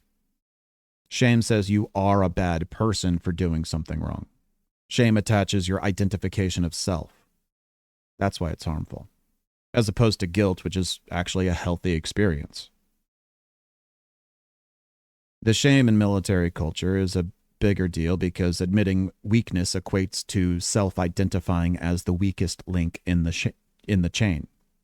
There's an unspoken rule that if a mission fails, it's the fault of the weakest person on the team. You're only as strong as the weakest link, they would say. So it isn't just that admitting weakness is not masculine and you might get teased. No, it's much more detrimental to a warrior's reputation. Admitting weakness is volunteering to be the scapegoat, to embody the blame for mission failure. It's an inherent part of warrior training to hide this struggle. There is only one weakest link in the squad, so of course we assume that we are alone in this struggle. We assume all those hardened warriors we look up to, they don't deal with this. But they do. Most veterans believe their struggle is evidence they are the weak one, and they will stay in denial of that suffering because they fear being shamed. When I started drawing comics, every once in a while I'd have a good one. I got like hundreds of comments about how I'm speaking their truth. A lot of, how do you know what I'm thinking? Comments of gratitude. But other times I'd write a comic that was an emotional gut punch, but I'd touch on something. I would get hundreds of private messages saying the same thing, but the comments section would be barren. They didn't want to be seen relating to that comic because of shame. Over 100 comics, I learned quite a bit about what aspects of self a veteran hides out of shame. Cleansing. Shame is an aspect of fear. And if you look at your moral compass, the opposite of fear is love. As I recall my own cleansing of my box of shame, a lot of loving memories. The guides I had were loving men who treated me like their son. They were the kind of men who have that genuine warmth. I'll meet one from time to time, but they are rare. Specifically, they had a graceful and forgiving nature. That's what I was striving for. I thought that as a counselor, I would have an easy time with this, but cleansing shame is about being graceful and forgiving for yourself. not other people. It's about cleansing your voice of self-degradation. For many of the most horrible things ever said about you were from your own thoughts. Cleansing requires you to feed the opposite element, to have grace and forgiveness for yourself in order to counter your negative self-talk. You have to love yourself enough to stand up for yourself. Once you start, it's actually quite easy. Just like choosing to love someone else. Loving them is easier than making that big choice in the beginning to put yourself out there. And you have to make that choice for you. I see two tangible habits involved in this cleansing. First is the beginning pages of a journal. You're going to build a frequent habit of writing daily, then you start that exercise by reading the first few pages. You don't even know what the journal's going to be for later. It could be a dream journal or a gratitude list. It's for later. The first pages, you write the belief structures and positive affirmations you're attempting to instill into your automatic thoughts. You write the true and good things about yourself, your strengths that you need to depend on, that you often forget. This list will grow when someone tells you what they like about you, and you add it. This exercise gives you the replacement thoughts for the self-degrading thoughts you want to let go of. If shame has power over you, then you need to instill its opposite, and it takes time to develop healthy self-talk, not to mention a loving self-talk. You have to know what you're grabbing hold of before you can let go, usually. The second aspect of this, because it's all about love and connection, which is why this is difficult, is joining or creating a squad. At least developing a healthy social life. But I think the other reason we feel so alone in our battle with shame, disconnection, and isolation is that the solution is based in love and connection, which is another taboo emotion to discuss openly in men's culture, not to mention military environment. Which is why even the most hardened veteran can be a bit of a whiny bitch about getting over yourself and socializing with other people, or actually getting involved in a veteran group of any kind. There are veteran groups popping up all over the country who have a mission or a passion, or they just get together and hang out. But they all suck at recruitment. You have to find them. Or start a fill-in-the-blank whatever group yourself and find the brothers and sisters who have bunkered in around you. And I know as I say this challenge, it sounds scarier than going back to a war zone. But pro tip, humans need love and connection to be healthy. And the healthiest manner in which you can set yourself up for success is to be in a squad. You were trained to be a warrior in a squad. Why do you think you can train to be a veteran by yourself? And it's the healthiest if you're in a squad that actually meets face-to-face a couple times a week.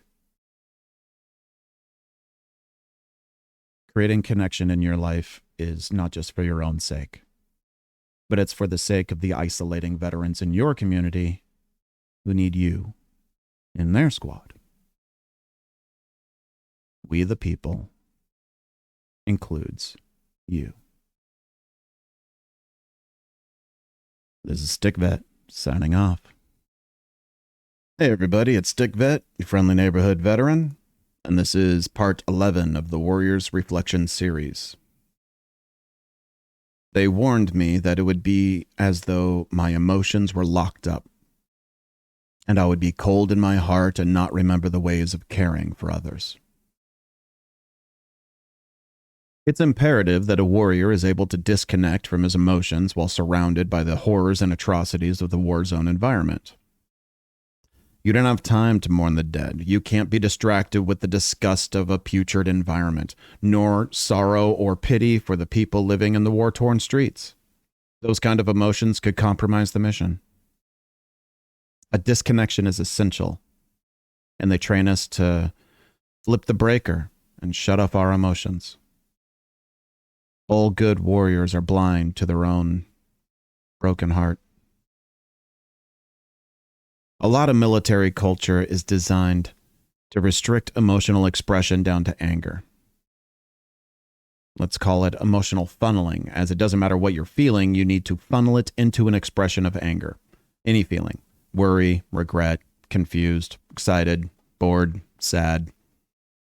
Even when a leader is delighted or proud, it's expressed with some anger, or at least anger at the people who didn't do what he's proud of one soldier for doing. Anger is the feeling you're allowed to express, and you're supposed to do so in a controlled manner. There are a lot of rules about how to yell at and punish subordinates appropriately. Anger is not exactly the only emotion allowed. You can also funnel emotions through humor. The military allows a rationed amount of joking, pranks, and fun.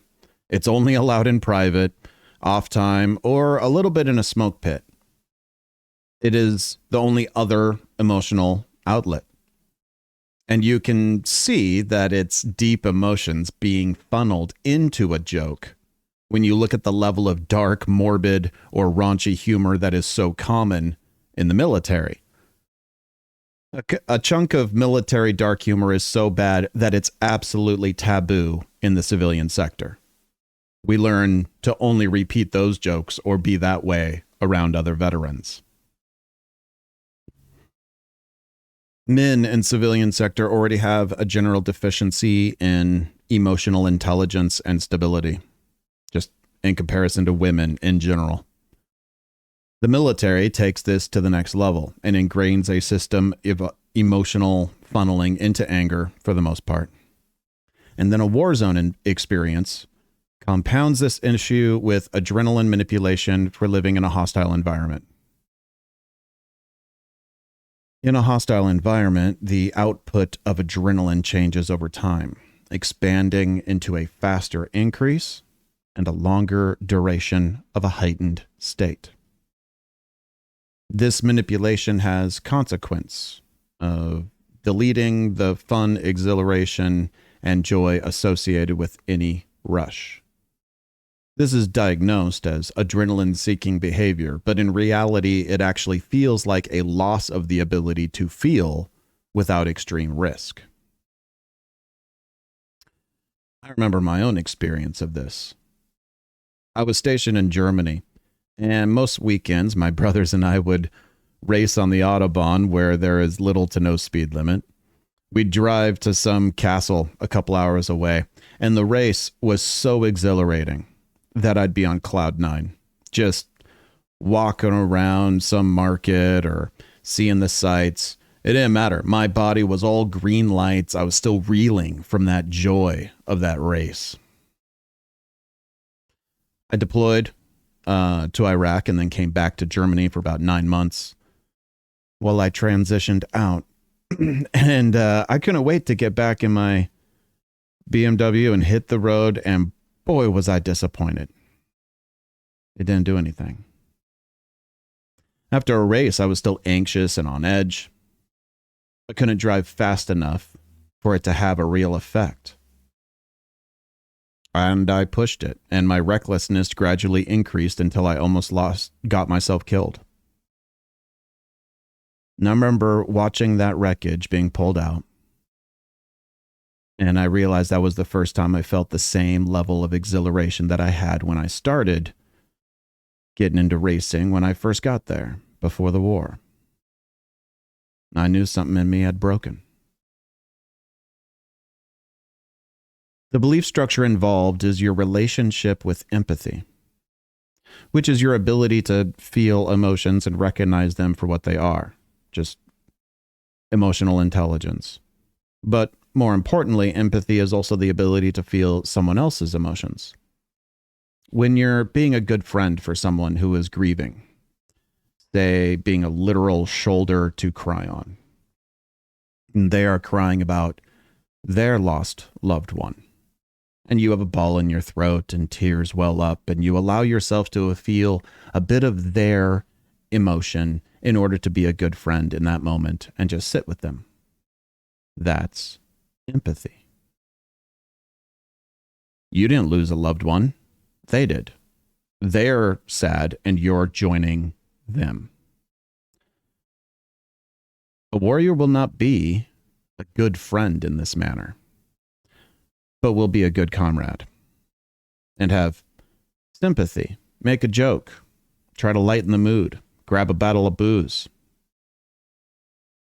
There's still a form of connection, like let's disassociate together to get through this,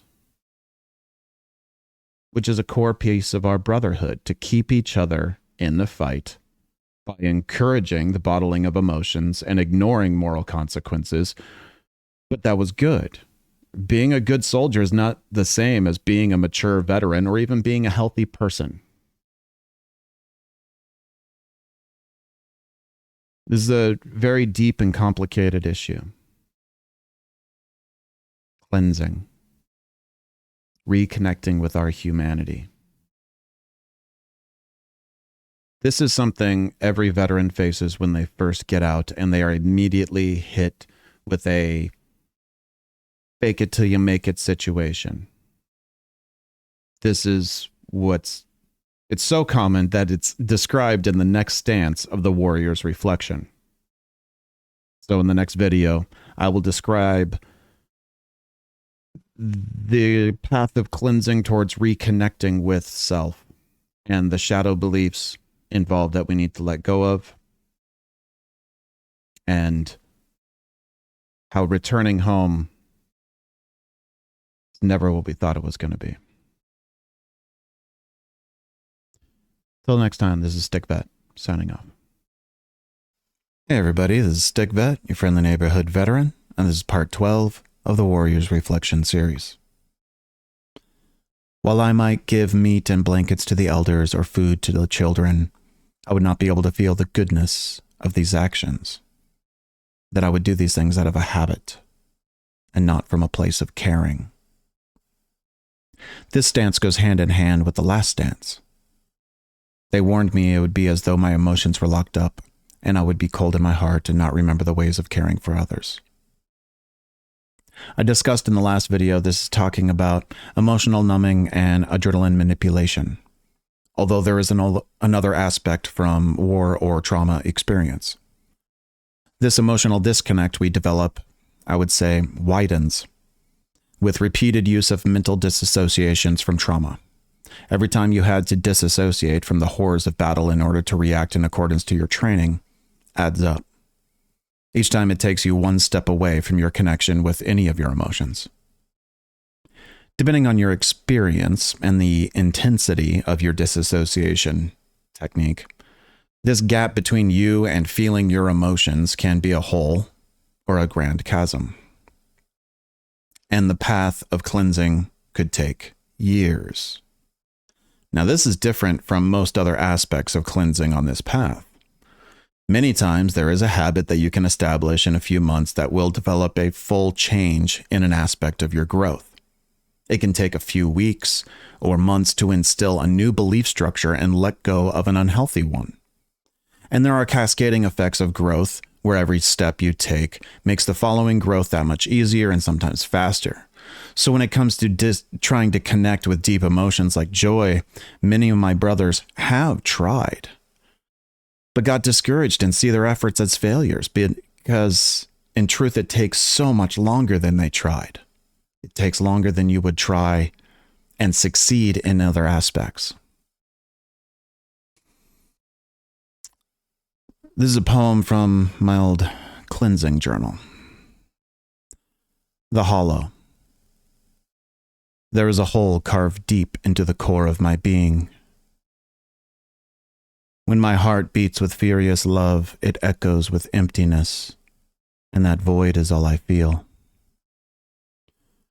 When the thrill of life would excite me, all the joy drains into its nothingness, as if that nothing is what's real. There is a hole, and it swallows up all of my meaning. Hollow.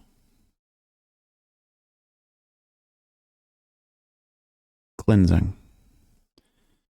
You have to reverse the process that you already went through. You got here by training for and living in a threatening environment over a long duration, and it takes a similar amount of practice to unravel the disassociation technique that you learned, developed, and made automatic. The treatment is to commit to practice of old hobbies that you used to enjoy, and attempting to feel it while doing that activity at a normal level.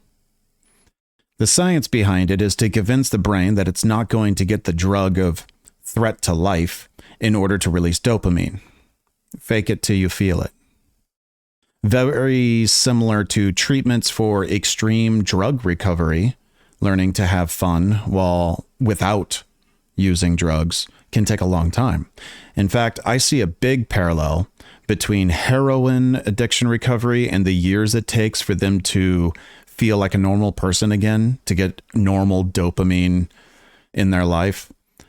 The stories I've heard of their recovery are so similar to the veteran mentors I've known who have done this work, climbing the red road. For me, I would sit with my children and attempt to be present, mostly pretending to be okay while the storm of anxiety whirled in my head. Years of pretending to feel happy and go through the motions of being present with my kids, with no feeling. And that every time created a storm of self-hate that I had to go through for being a failure as a father. But because I was just hollow. Slowly, I kept at it, and slowly happiness came. And then I learned to allow myself to feel love, and later allow myself to feel joy. But there was years of work, not months. In the end, my biggest barrier was myself.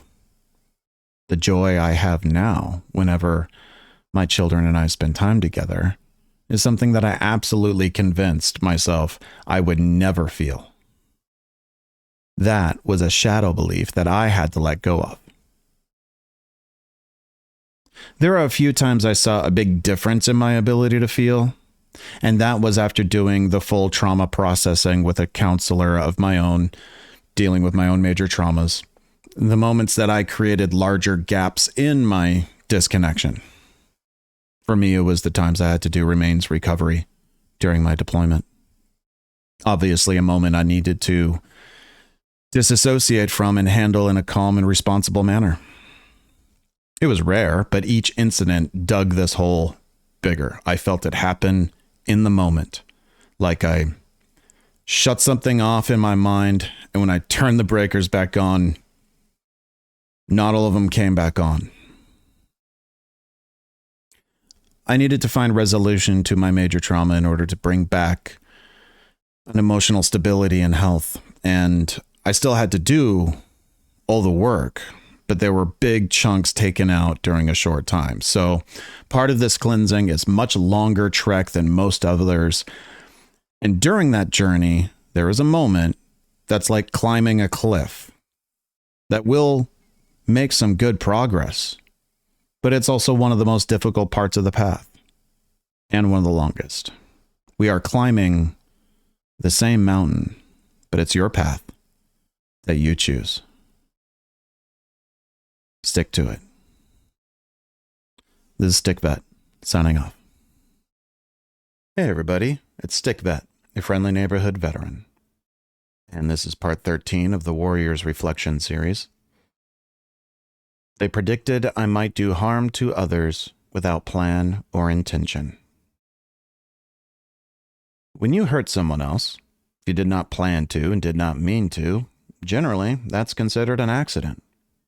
But when someone was trained to become a warrior in the military, and they are pretending to be a normal person in civilian sector, these accidents occur with increasing frequency. To the point that it cannot be an accident anymore. It will seem to the veteran that they have an enemy within that takes over. Or feel like it's a beast they cannot get the reins on, or like they are watching themselves react horribly, and they are helpless to stop themselves. So let's get into the why you act and say the things you do. This video gets a bit heady and deep, as will the rest of the series. So let's dive in. Whenever there is a situation, circumstance, event, all of the things you cannot control that happens in your life, you have two options. You can either react or respond. Your default state is to react, in which you will act in accordance to how you've been trained, taught, and have done so in the past. Like a computer running a program. It takes mental effort in the moment to respond and choose how you will behave, rather than running on autopilot. If you feel you cannot gain control in the moment, that's where meditation comes into play to develop the mental strength necessary to respond in a new manner to any situation. Or deep breathing exercises in the moment, which is meant to oxygenate the bloodstream so that you can think and create a new response. But generally, you're going to autopilot.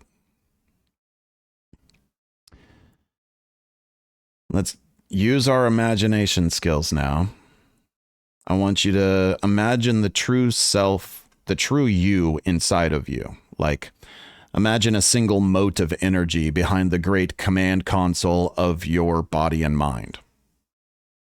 All the levers and buttons to control each individual aspect and thought and action are there, but often those accumulate dust and cobwebs, so they are rarely used. And since maturing into adult, you are the commander, the mote of energy that is you, that sits next to all the autopilot buttons, programmed reactions to all the usual encounters you have.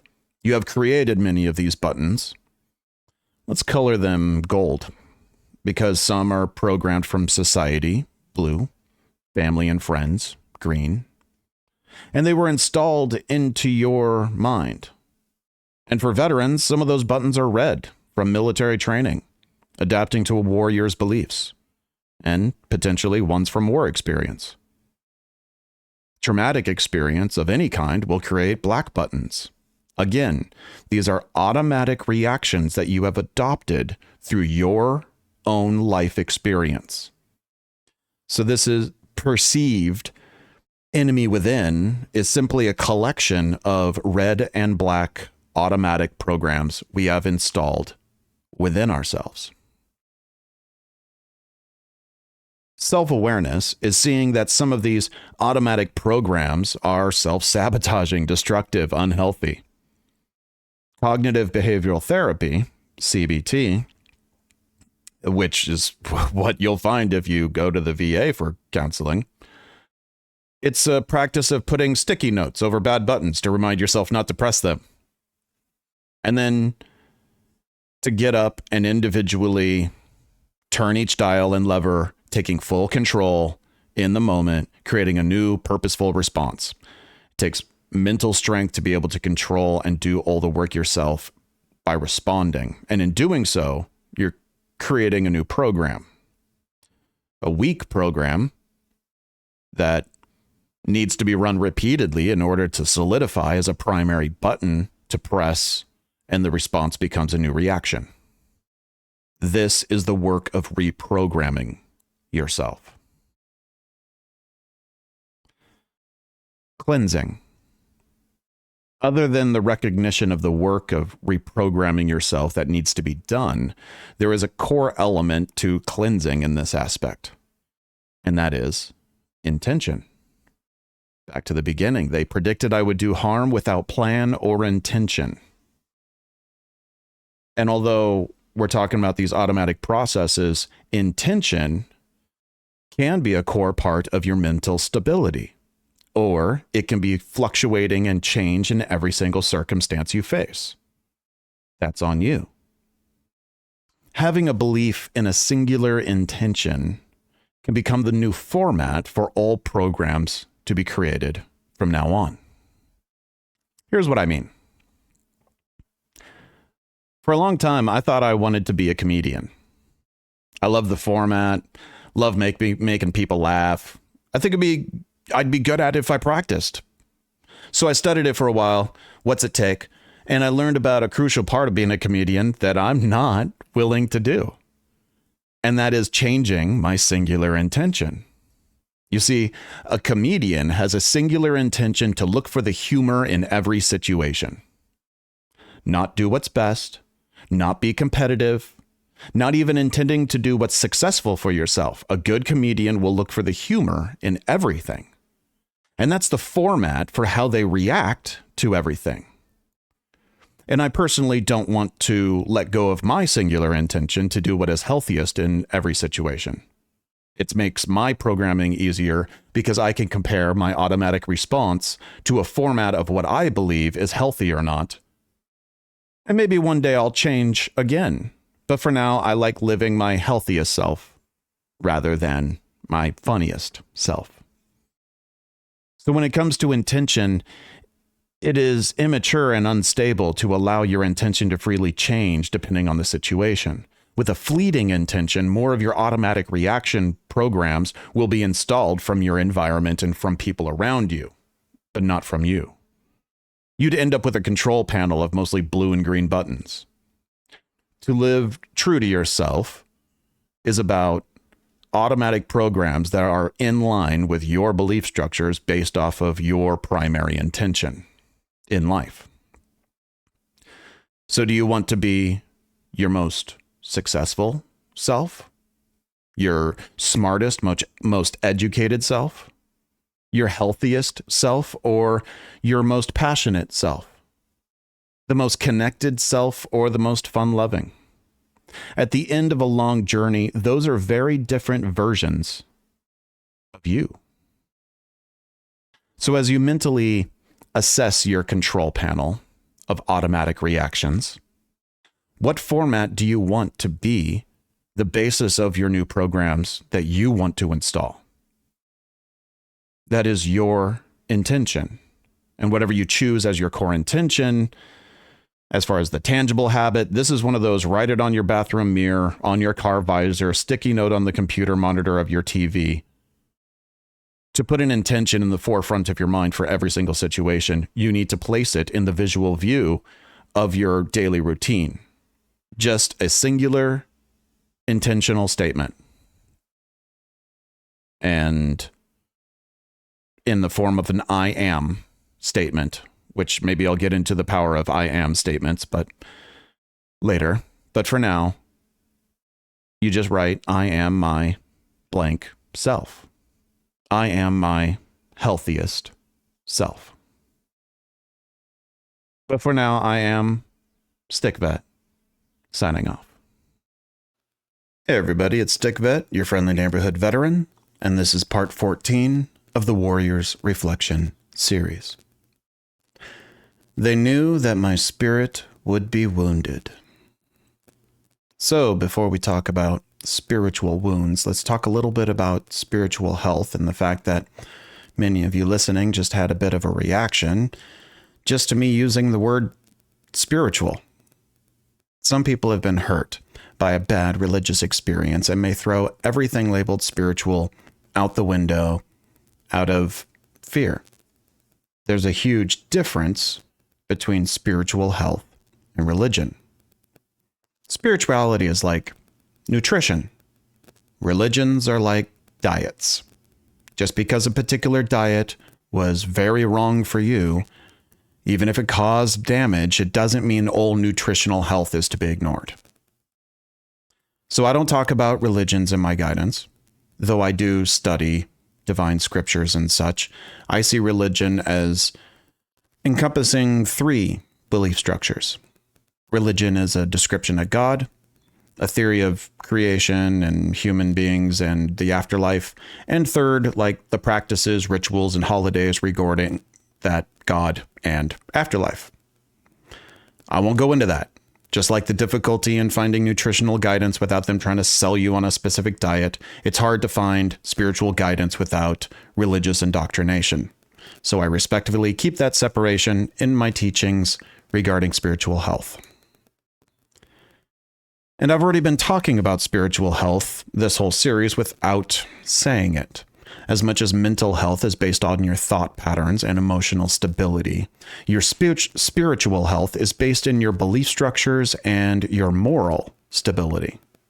Moral health is not about doing good or evil, it's about living true to your beliefs.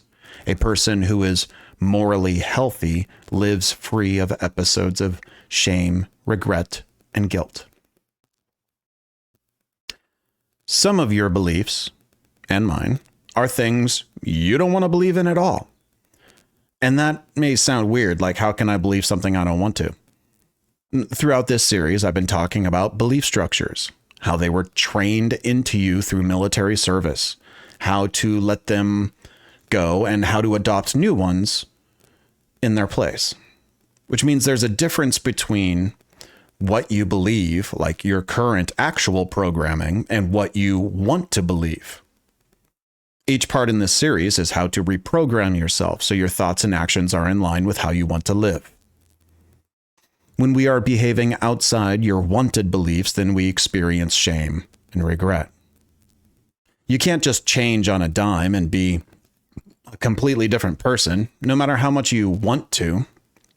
Being spiritually healthy is doing the work to let go of old beliefs and adopting desired belief structures so that you can actually live morally content. So, spiritual wounds. If spiritual health is about belief structures, then what is spiritual damage? Well, there's a reason that I draw little demons in my comics that interact with Stickvet. Those are the spiritual wounds. The beast of anger, shame, death, and the demon of addiction. Addiction is a good example of a spiritual wound acquired through extreme indulgence on a path towards disassociation. At its core, an alcoholic cannot only have one drink. If they have one, they will go down that path of indulgence every time. One turns into many. I know vets who have been sober for decades, and they've still got that demon on their shoulder, whispering in their ear from time to time, trying to convince them to drink again. It never goes away, they say. Though they are dominant over their demon and never give in to it, they know that if they did, it would be that same indulgent path. That is a spiritual wound. In normal growth and maturity, a person letting go of an old belief to adopt a new one, it takes months of discipline to implement a complete change in one belief structure. And during that time, the old belief structure could reemerge as the dominant belief structure again if you give up and stop doing the work. But after a period of time, that old shadow belief will completely fade, especially as the new belief is honed and put into practice. A spiritual wound is a shadow belief that does not fade. Even after you've let go of it and you're living a completely different, according to a new healthy replacement belief, that old shadow belief will always have a home in the dark corner of your mind. I've seen a few common spiritual wounds among veterans. The belief that you have an enemy. The belief that it's you against the world, or the world is against you. Believing that strength is being in control. Belief that you are alone in your experience. Some of these are lingering voices that never go away. Cleansing. Cleansing is about acceptance and dominance. It's so much easier to just grow up and be better, moving on and never looking back. But you will have a relationship with each of your spiritual wounds long after healing. Calling them demons is a way of giving form to this part of yourself that you may acknowledge that constant engagement that is necessary in keeping that demon in its place. Much like the alcoholic who did the work of getting sober long ago, they never get to forget where they came from. That's not a failure of their cleansing. It's the voice that comes from the scar from that old wound, still echoing old beliefs. So for me, cleansing is about daily acknowledgement and dominance over my demons, which in doing so diminishes their power over me. I ready myself for the day with my morning mantra, which is just it's a list of my belief structures. That's all it is. You want a daily mantra? Write a list of your belief structures and say it every day, reminding yourself of what you believe. Usually starting with whatever belief I'm attempting to instill in my current growth. But always are reminders of the spiritual wounds I will struggle with. I'm a fool if I think I will not struggle with anger today, or see someone as my enemy, or allow my pain to take over. So rather than waiting for these moments to blindside me, and again, even though I've done the work of cleansing years ago, I have to keep vigilant and remind myself daily that my pain has nothing to do with who I am. That I try to be slow to speak and quick to listen. That a compassionate man has no enemy. So what are your spiritual wounds telling you? And what truth do you remind yourself of to quiet them? This is Stick Vet, signing off. Hey everybody, it's Stick Vet, your friendly neighborhood veteran, and this is part 15 of the Warriors Reflection series. They said I would be lonely, and I would find no comfort in family, friends, elders, or spirits. I remember these moments, when my family or old friends would see my suffering when I returned from service, and they would attempt to encourage or comfort me. Before the war, these moments were necessary in my development as a youth. Back then, my family's words of encouragement, especially the father figures, my uncles or my scoutmaster, that would fuel me for a long time. I felt it in the moment, and I would hold on to it for as long as I could. But now, I felt nothing. And because I don't want my family to feel bad, I pretend their words helped. I don't want them to see me as the hollow person I've become. So I lie. I pretend to be normal. Not that I'm fooling anybody, because they usually don't try again. Their best efforts to help were useless. So they are faced with feelings of helplessness, to do nothing but witness your pain, or distance themselves from you in your relationship. That's why these two go hand in hand. Finding no comfort in family and friends creates that loneliness, and each relationship that fades gives power to the demon of isolation. Isolation is a very convincing demon. Its message is simple. Keep the people you love and care about away from the enemy within you. This demon says that pushing people out of your life is protecting them. That it's your responsibility to keep yourself caged. And our tendency as veterans is to be fooled by this demon, distancing ourselves from others, using every instance of disconnection as motivation, until we have succeeded in creating a very lonely life. Cleansing. How do I allow myself to feel the comfort, love, and encouragement from people who mean most to me? I've talked a bit about building a bridge across the chasm of disconnection that we are left with. But I didn't say how I specifically did it, because it requires a bit of knowing yourself. I am sensitive to music. Some guys secretly cry at movies. Not me.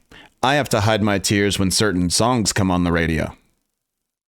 And I knew it was an odd thing about me because I would get teased about it. Music could change my emotional state faster and more intensely than I could. So, as an adolescent, I learned to use music to control my emotions. It was something that I would do on purpose to clear my mind of stress or get motivated to work. So when I got back, I came to learn that this part of me had broken. Angry, heavy fighting music would still get me all riled up, of course, but that was it. Those same sad songs that I would avoid didn't faze me anymore. Love songs felt hollow, and I didn't really enjoy listening to fun music anymore. And it was in that time that a family member who knew me before my service, he introduced me to Trevor Hall. This was a big test because he had a knack for showing me new bands that would blow me away. But when I listened to it, I felt nothing. It was obvious that this was music that would have hit me hard. And there was enough of an ember of joy there that I could work with. I knew that this music was medicine that I needed. So this became the first big cleansing change in my life, and the first time that I started treating my life like a science experiment. I stopped listening to all other music. No radio, nothing, except for Trevor Hall. No more listening to whatever music I feel like. I truly cut myself off. Again, I knew his music was something that would normally, before the war, have instilled feelings of peace, contentment, connection, faith, love, joy, and a wonder and curiosity for the mysteries of the universe. All feelings I was cut off from experiencing. So, I listened, got all the albums, added a few other artists over the years who were similar in message and feeling. I learned all the words to songs about love that I did not feel. Until I did. It took about 2 years before I could feel it. About 4 years until those sad songs could make me cry again. I was also doing other work in healing and growth in that time, of course. But the music honestly kept me on my path. And I'm back now to listening to whatever. I'm in a bluegrass phase right now. I shift in genre all the time. And it's a tool once again. Maybe not a normal coping skill for emotional control, but it works for me. And I am forever grateful for the healing music of Trevor Hall, Michael Franti, Satsang, Nako Bear, Xavier Rudd. So, what is the thing you used to be sensitive to? Meaning, it would sway your emotions. What was it the wise words of an elder pouring wisdom into you through stories? Was it playing together in harmony, like in a sports team or a band? Or is it in nature where you find your deepest emotional connections? I get that you feel disconnected and helpless to bring about a feeling of joy on your own. So what experience in life used to take hold of your emotions, pulling you into that joy? For that is your greatest tool in building the bridge across this void that all your feelings seem to pour into. Until next time, this is Stick Vet, signing off. Hey everybody, it's Stick Vet, your friendly neighborhood veteran, and this is part 16 of the Warriors Reflection series. I would be cut off from both beauty and pain. When you look at a beautiful sunset, your perspective about the world widens. Better yet, let's stay up late and look up at the stars on a clear night. It widens your perspective about your role in the universe. Your entire existence appears like a speck of dust compared to the grand cosmos. And for a moment, you can see the bigger picture, like the blinders of your individual experience have come off. And just as perspective expanding that simple experience is, you then turn around and an actual speck of dust flies into your eye and gets stuck under your eyelid. And now there is no universe. There is no world around you. Nothing really exists at all except for the pain in your eye and the frustrations in your failed attempts to get it out. From one extreme to another, all for a speck of dust. My first counselor taught me a core lesson that changed my entire perspective of good and evil. That evil is a form that we can interact with in three ways: as a predator, as prey, or as a witness. And through those interactions, we carry trauma in three different ways. And that war is an environment in which we interact with evil as both predator, prey, and witness all at once. These became the first demons I drew that carried, other than his personal relationship with death. I've talked about predator and prey a little bit, but witness is the one that I draw as a dark, inky shadow enveloping Stickvet's head, symbolizing how this demon dominates a veteran's perspective. Witnessing the atrocities of war darkens a warrior's perspective of the world, of society, of humanity. These belief structures, shadow beliefs, are the framework for your identification of self, your role in community, and really all the opinions that you form and hold on to. The evil that we have borne witness to creates a filter that we see the world through, corrupting your perspective of the world around you.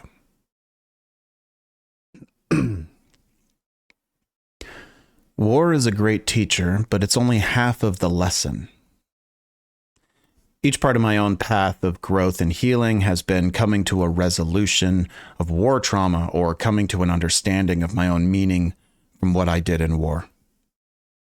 Working out a trauma wasn't talking about it just to feel all those horrible emotions again. Oh, that totally happens. The point of it is to learn the other half of the lesson war was teaching you. It was almost like the nightmares that I had were because I had unfinished lessons from war that I needed to understand the point of. I already had the hard, painful experience, but I still had to do the work to actually understand what that lesson was about. I had to get over myself, that my perspective of my own experience is based on my assumptions. I needed to have an epiphany, an aha moment, where I learned about the truth of reality that my war experience brought me halfway to, each time lifting the darkness that clouded my own perception. Cleansing. It takes some humility to be the student, especially since your war experience is something so personal to you. As a veteran, your identification of self is based on what you did in service. Get around a group of vets and you will all start talking about the old days. Talking like you used to. It seems like you are holding on to the war, but in truth, the war is holding on to you, and it's still shaping your perspective. So to let go of that pride requires humility. Like, for example, the humility required to allow a civilian therapist to guide you, a combat veteran, through, let's say, EMDR therapy to help you heal your darkest war trauma. The tangible work I'm talking about in this piece is trauma therapy in some form, whether it's a counselor or in a sweat lodge. It's about re-experiencing that old trauma and following your guide to finish the lesson from it in order to find peace. Of all the work a veterans face, this is the coldest water to convince yourself to jump into.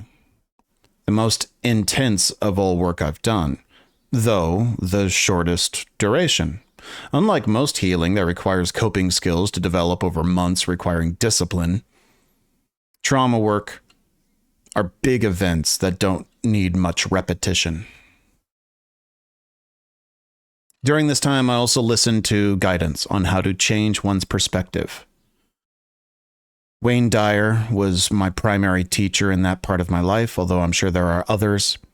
He has books and recorded seminars on how to change the way you look at things. These were lessons on how to get able to let go of unhealthy perspectives, which was useful in my path, but this knowledge was not a replacement for the work that I needed to do. One might even say it was only half the battle. Until next time, this is StickVet, signing off. Hey everybody, it's StickVet, your friendly neighborhood veteran, and this is part 17 of the Warriors Reflection series. My dreams would be dark and frightening. Let me tell you about the scariest story I've ever been told. I was working at a vet center with Readjustment Counseling Services, RCS, which is a great program, by the way. They are everywhere in the nation. They provide free counseling for all combat vets and active duty. Also, DOD and VA do not have access to vet center records, so it's a safe place for pilots and those with a security clearance to receive counseling without fear of jeopardizing their career. Anyway, I was recently back from my own military deployment as a trauma counselor, and even though they hired me, my boss was worried about me taking on patients of my own generation. So the first 40 veterans that I got were Vietnam and Korean War veterans. The center was getting a lot of new, older generation vets coming in. Most of them had recently been diagnosed with cancer, Agent Orange, or some similar life-ending diagnosis. Their doctor would, as standard practice, offer them counseling, and if they refused, like most do, they would pitch the vet center as an option. And the idea of talking to another veteran rather than some civilian doctor was what changed their mind. I became the first person these veterans had ever talked to about war. As I listened to each of these old veterans describe at that time the last 50 to 60 years of torment they suffered after war, all the nightmares, relationship problems, anger and rage, fights and jail time, drugs and alcohol, sobriety and redemption, I felt honored to listen to these epic stories of men and women who lived full lives while simultaneously and secretly fighting an internal war with their demons from war. It's how each and every story ended that shook me to my core. In the end of their life summary, I had my list of problems that they could work on, all the options for treatment plans, and they had to pick their starting point, and I would ask them, of all the issues they face, what's the one thing you want to heal? And they would consistently say the same answer. I want the nightmares to end. As a young veteran at the time, my heart sank every time I heard this answer. 32 veterans, I started keeping track, in a row before I got an answer that was different to that question. 50 years of nightmares. I was horrified that I could be facing a life in which the nightmares I was having then would never go away. I'd assumed the nightmares would just diminish over time, even if it took years. And for some of those veterans, that happened, and then they came back with a vengeance after just being faded away for maybe a decade. I couldn't be more wrong. They all had tried drinking alcohol because heavy drinking will inhibit the dreaming process. They all described a fear to go to sleep. Not that they had to face nightmares on a nightly basis. They weren't every single night, but many nights. And when they happened, they were intense. They lived with a fear that each night could be another torturous experience. We learned from another counselor who specialized in dream therapy, and I was able to guide them through the treatment while starting to do some of the work myself. Over a couple of years, I saw these elder veterans cleanse and heal to the point that they could sleep peacefully.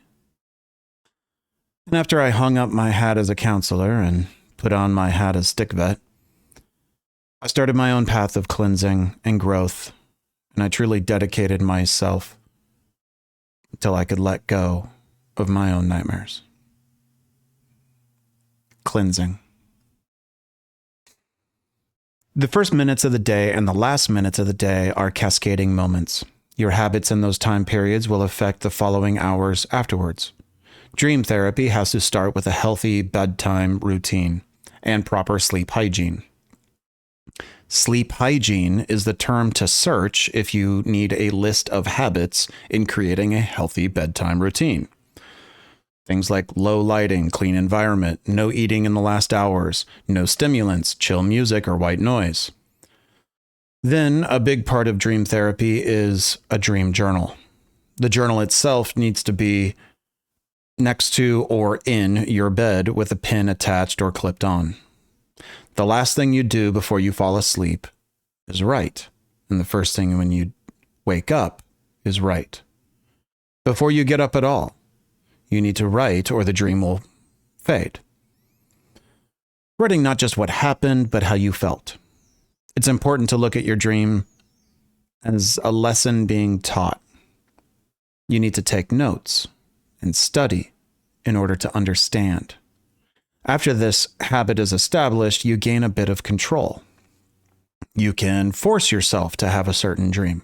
You can recognize that you're getting into a nightmare and stop it, or wake yourself up, or change it into a different dream. After establishing good discipline, you can even research and develop lucid dreaming skills. That's where this path could lead, but the goal is just to diminish nightmares.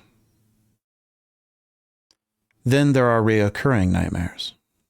Either a specific event experienced being played or replayed, or a certain nightmare of your mind's creation. These are different. I don't even see them as nightmares.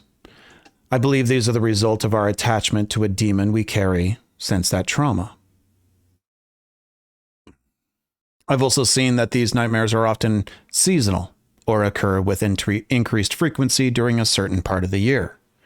This could be an anniversary time.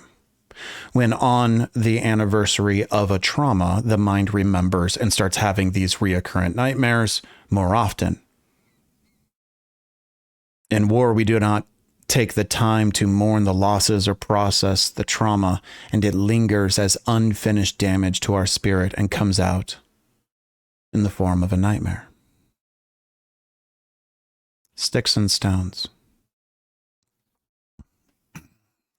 I was doing dream journaling consistently for almost like a year when I noticed a reoccurring nightmare resurfacing with increased frequency. Because that's what dream journaling does, is you're able to look at the big picture of what's happening over time. Start treating your dreams like a scientific experiment and studying them. It was a pretty horrible nightmare. It was my own son being burned in front of me, and I was helpless to do anything. I brought this information to my counselor, that all of a sudden it's happening and frequently. And through her questioning, found out it was associated with a trauma that I experienced in war. when a school bus was hit by a bomb and the medics were patching up burned children.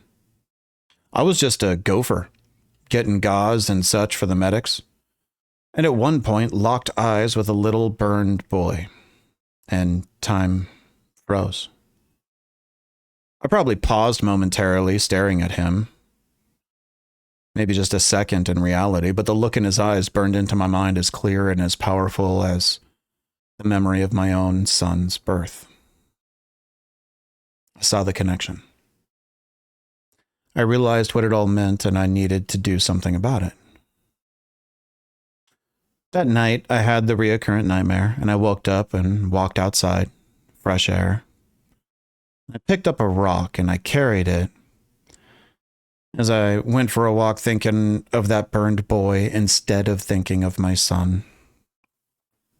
I put that rock on my bedside table. I remember later my son screaming, and when I looked at him for a fleeting moment, I saw the burned boy. And first I did the dad thing, and then I walked outside, picked up a rock, thinking about him. And I put it in my pocket as if to say, I'll talk to you later. Rock after rock piled up on my bedside table. Over the following weeks, the nightmare changed, and the boy in the dream was no longer my son. And things changed so it was closer to the actual past event. I took a day to go into nature, where nobody could bother me. I brought the pile of rocks, placed them in a circle in front of me. It was very easy to imagine the boy sitting there. And we had a conversation. There were things I needed to say. There were things I needed to listen to. And of course I cried. And I scattered the stones as if scattering ashes of a fallen loved one. It wasn't just mourning the little boy that burned long ago. I needed to mourn my broken heart. That last piece of my innocence shattering, and that loss of my past self. The man who I was. That's who died that day. The recurrent nightmare completely disappeared. The burned boy is still a demon that I carry, but I'm dominant in my relationships with my demons. And when I get visions of him, I know what it means. And it doesn't bother me. Sometimes during that time of year, I carry a rock for a day or two. Have a short moment with him. Because dominance over your demons is not about caging or controlling aspects of yourself. That it's about having a healthy relationship with all aspects of who you are. The light, the dark. This is Stick Vet signing off. Sweet dreams. Hey everybody, it's Stick Vet, your friendly neighborhood veteran, and this is part 18 of the Warriors Reflection series. My days would be filled with searching and not finding. I've always seen myself as a truth seeker since I was a young lad, and it's a big part of who I am today. And I can tell you, after a lifetime of searching, one thing I know about truth. Truth is a commodity. It's printed in gold letters on advertising billboards. Seeking truth, find answers here. Search the internet for truth and you'll find scams, cons, and snake oil, all paying for advertising space. Some people I meet can't help but try to sell me on their truth. Disappointed when I don't buy into their opinion. Because I don't need some plastic god. I don't need to be sold on anything at all. I've got difficult work that I need guidance in accomplishing. And I need a guide that understands the truth of my life and to best help me. Not someone so eager to convince me of what they bought into. So who should I seek out for truth? I take a step back and see that there's a whole industry of organizations serving hurt or lost people. A healing industrial complex, if you will. And a problem arises when there's no financial incentive to provide efficient or productive healing. Real healing would need a constant flow of customers to keep an organization in the green. Every business tries to get as much as they can for the product or service they sell. So I start to see hurt people as a population group that is being taken advantage of, and that it would be foolish to join the lemurs gathering at the cliff. I'm giving you a very judgmental snapshot, but it's a perspective of the entire world of healing that I've often heard veterans use as an excuse to remain stagnant in their own growth. You know, this stance, I actually memorized it differently. I remembered it as, if I seek the truth outside myself, I will live a life of searching and never finding. I remember it that way because that was the lesson that I learned from this stance. Every guru that I learned from in my past, I would end up asking a lot of questions, maybe too many. And at some point they would say their version of, I cannot tell you that, go and seek that truth within yourself. On the other side of that growth, I now see that if they had attempted to tell me, it would only hinder me. That there are parts of growth that cannot be taught from another. Specifically, what you should believe. And that must be understood from within. And these are the biggest, most impacting parts of your path. So how do you seek the truth from within yourself? Well, I'll tell you the same thing that I was told from my guides. That there's a difference between meditation and prayer. They're kind of push and pull, they're opposites, as much as they're the same. Meditation is an exercise designed to gain mental strength and control. The practice of meditation is a repetition of quieting your ego or fear or whatever random thoughts come up. It is a constant, repeated clearing of the mind for short moments that you're trying to get longer. This gains dominance over your fear and ego, which are automatic thought engines in the mind. I've talked about these already. Fear and ego won't shut up. They have the ability to take over the loudspeakers in your mind to the point that it's all you can hear. It takes mental strength to keep those two in check so that you can think clearly. Morality is also an automatic thought engine in the mind, but it runs very differently than fear and ego. The morality engine is silently running in the background all the time. It has no warning lights, really, no information screens. You have to manually engage this engine. And it's so quiet, you have to take some time and shut down everything else so that you can listen to morality without fear and ego blaring over the loudspeaker. That effort is prayer.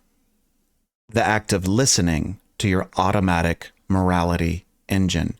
It doesn't matter if you believe that the morality engine is the Holy Spirit or God or your soul or just an automatic thought process in your brain that takes specific effort to engage with. Doesn't matter. So don't get all offended because I'm using the word prayer. It is a practice of engaging with your morality engine, and it is essential to living true to yourself. It is the manner in which you can give yourself the clarity that you need in dark moments that we face. It is the basis in which you decide the belief structures that you want to adopt as you let go of unhealthy beliefs throughout this path. In this series, I try to take the poetic description of the path of growth and change and break it down into the belief structures that you need to let go of and the tangible exercises that you can do in order to do that letting go. But I try to never tell people what beliefs they should instill. The practice of prayer is where you find your belief structures that will align with your greatest potential. No one else can tell you what those belief structures are. You find them within you, in the quiet space.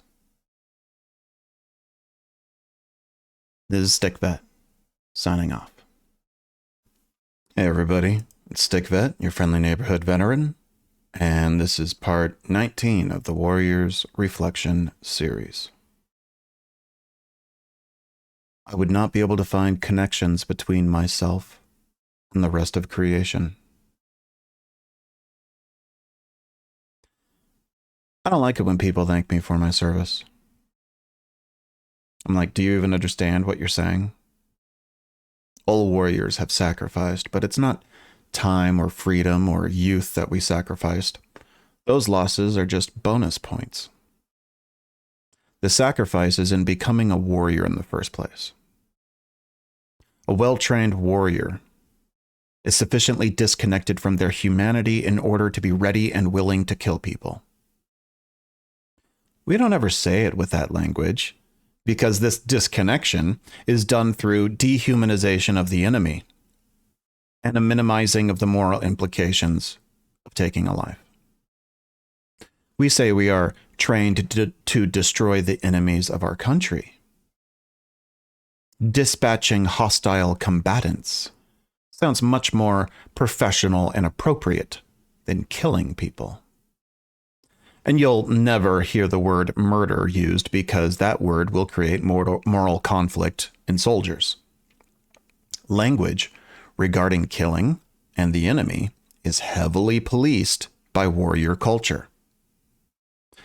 We are killers, but it's more in line with doing a dirty job no one wants to, like an exterminator killing vermin. It goes far beyond mere racism towards the enemy people. It's dehumanization to the point of seeing them as a representation of the evil in this world. We have to believe this because killing them is the basis of gaining our ultimate honor as warriors. Being in the mental state required to be ready and willing to kill has a damaging effect on a person's moral health and mental health. Period.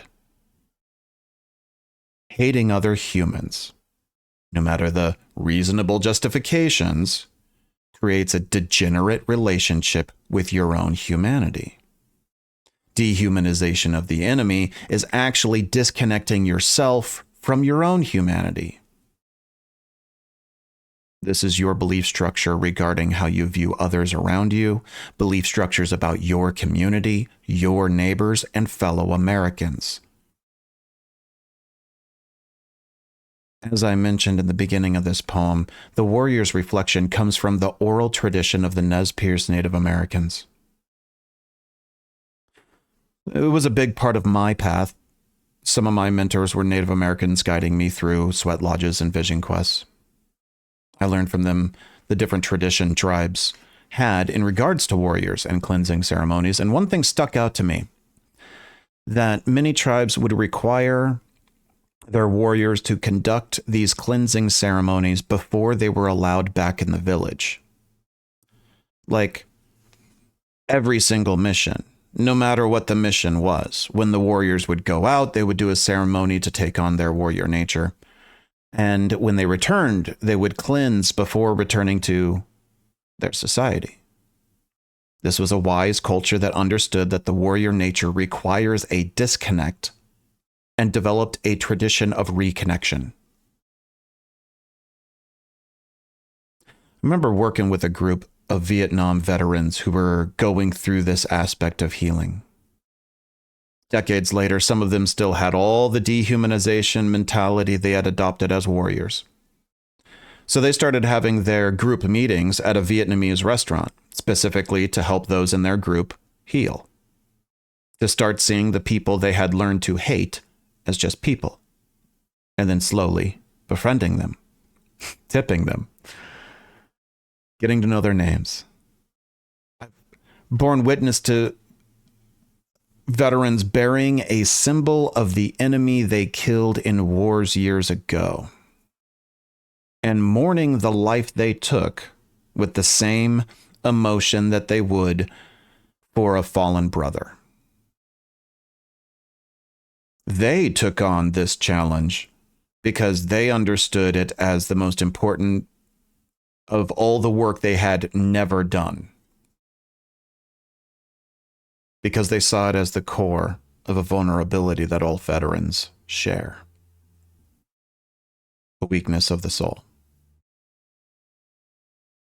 We come from an organization where we were united together in our hate of a common enemy. So it makes sense that hate groups in America target veterans for recruitment as we are vulnerable to their propaganda. It's so much easier to transfer the perceived enemy to a new race, religion, or political party than let go of the need for an enemy in the first place.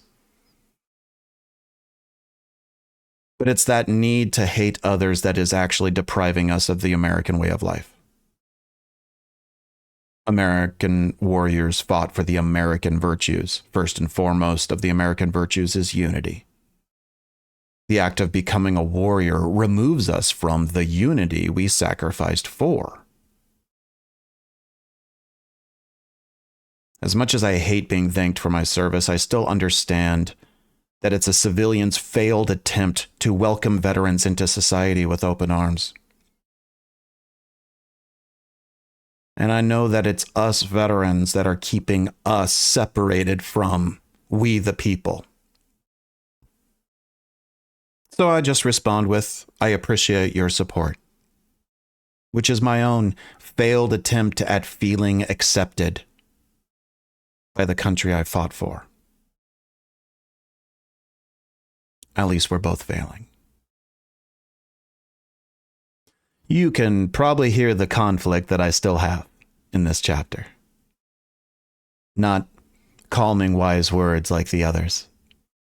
I still have work to do in regards to this aspect of cleansing, and I've only done the beginning steps. Letting go of my enemy is difficult work that I put off till last. Maybe we all do, and this is one of the last pieces of the warrior's reflection for a reason. But I've seen my elders find peace after doing this work. So I keep climbing. Stick to your path. This is Stick Vet, signing off. Hey everybody, it's Stick Vet, your friendly neighborhood veteran. This is a hard one for me, but I promise I'll only rant once. This is part 20 of the Warriors Reflection series. I would look forward to an early death.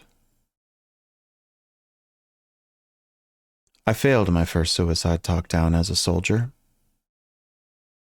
and I failed my first suicide talk down as a veteran. Those two failures almost destroyed me. They are demons I will carry for my whole life, though they are not dominant over me. They are my darkest moments of shame. For me to overcome something like that, I defeat it by understanding it completely and then reverse engineer my own manner of doing it.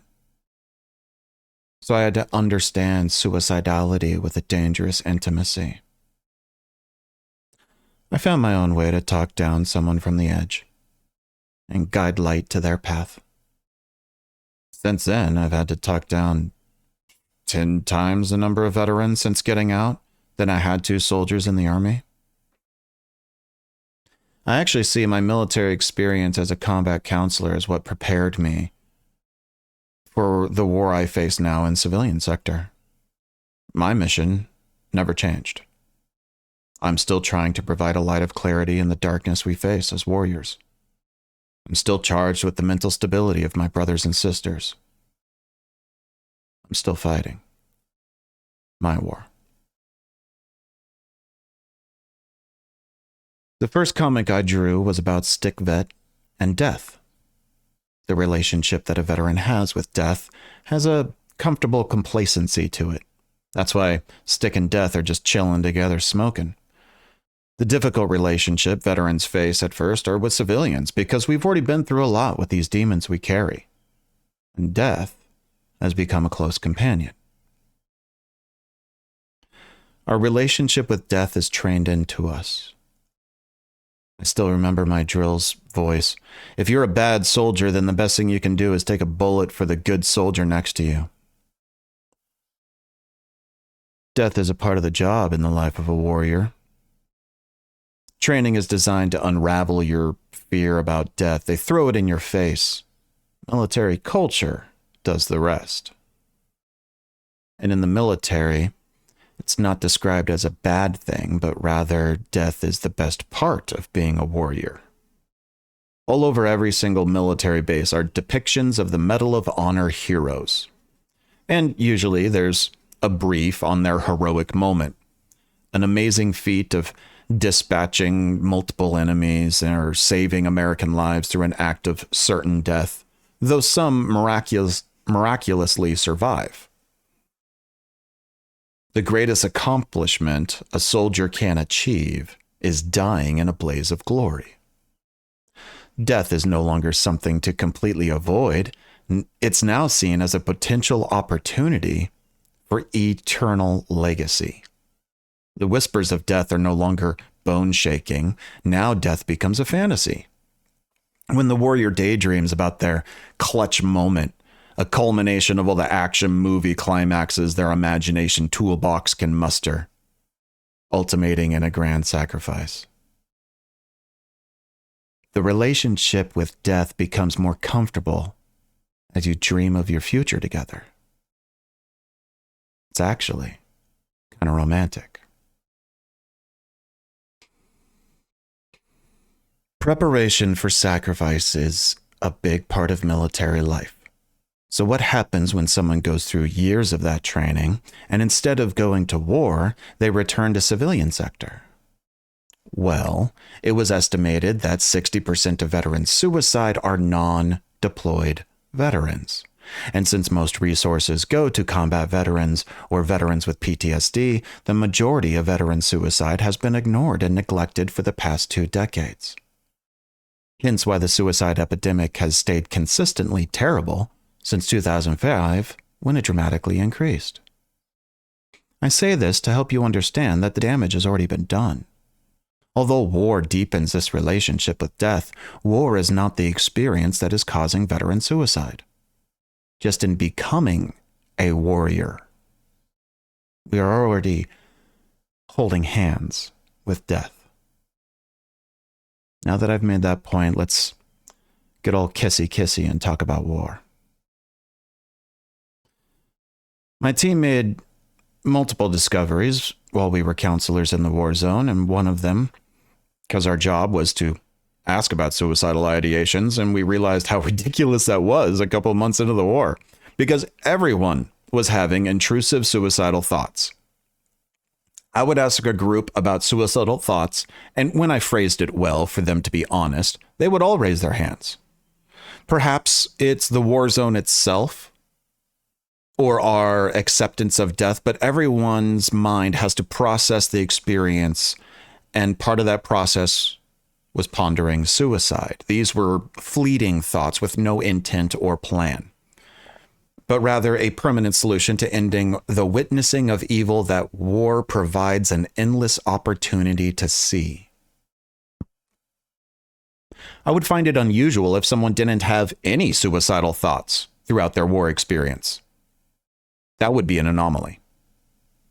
And the brain starting to have frequent intrusive suicidal thoughts is frightening, to have your own mind seem to turn against you. But it's actually a normal mental process in the response to an extreme circumstance. You have to be ready to die, or you won't make it in a war zone. The war zone experience is completely oriented around death. We're there to kill them. They're trying to kill us. The enemy, is actually multiple enemies that are also killing each other, all while any civilians can be used as suicide bombs, cannon fodder, or catch stray bullets. Incoming mortar fire means there's no such thing as a safe place to take a break from it all.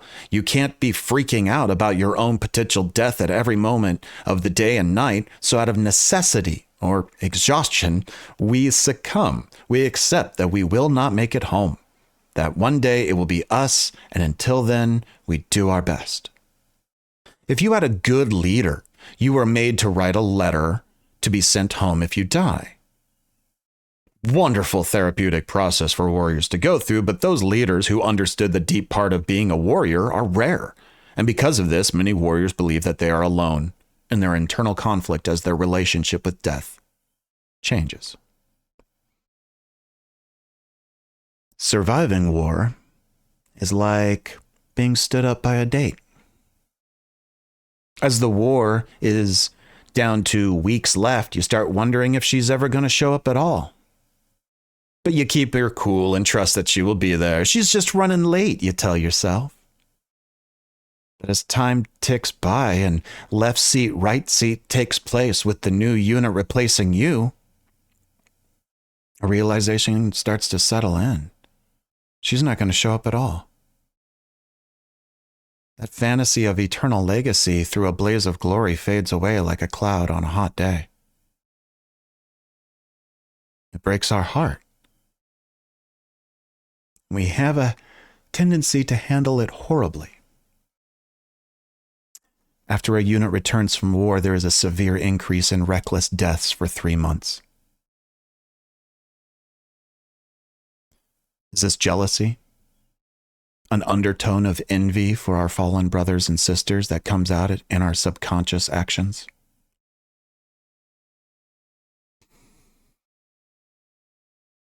Veterans in civilian sector are disconnected from being part of something bigger than themselves. Their mission is gone. They have to create a new one or join in a cause. Their community is gone. Vets are not assigned a squad to become life mates like the military provides them with. They have to create a squad from scratch with, the random isolated veterans they've never met in their own community? Yeah. After a lifetime of avoiding medical treatment, you're consistently told by everybody to go to the VA. It's really important. File for disability. Yet another overwhelmingly frustrating bureaucratic process that will sap the life essence out of you. You start chopping through the red tape of all the VA till you finally see a provider. And what's the first question they asked you? Are you having thoughts of killing yourself? It's almost like that was the goal all along.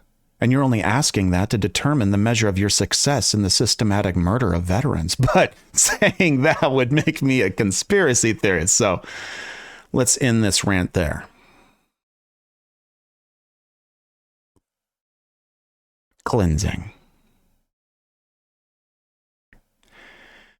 A warrior's honor is based upon how they die. A veteran's honor is based upon how they live.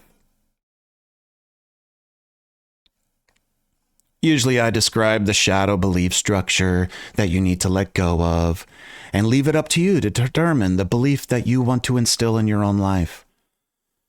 But this one I'm giving you because it's such a core aspect of self. Honor, intent, passion, virtue, and moral attitude are, from my perspective, the core of who you frickin' are.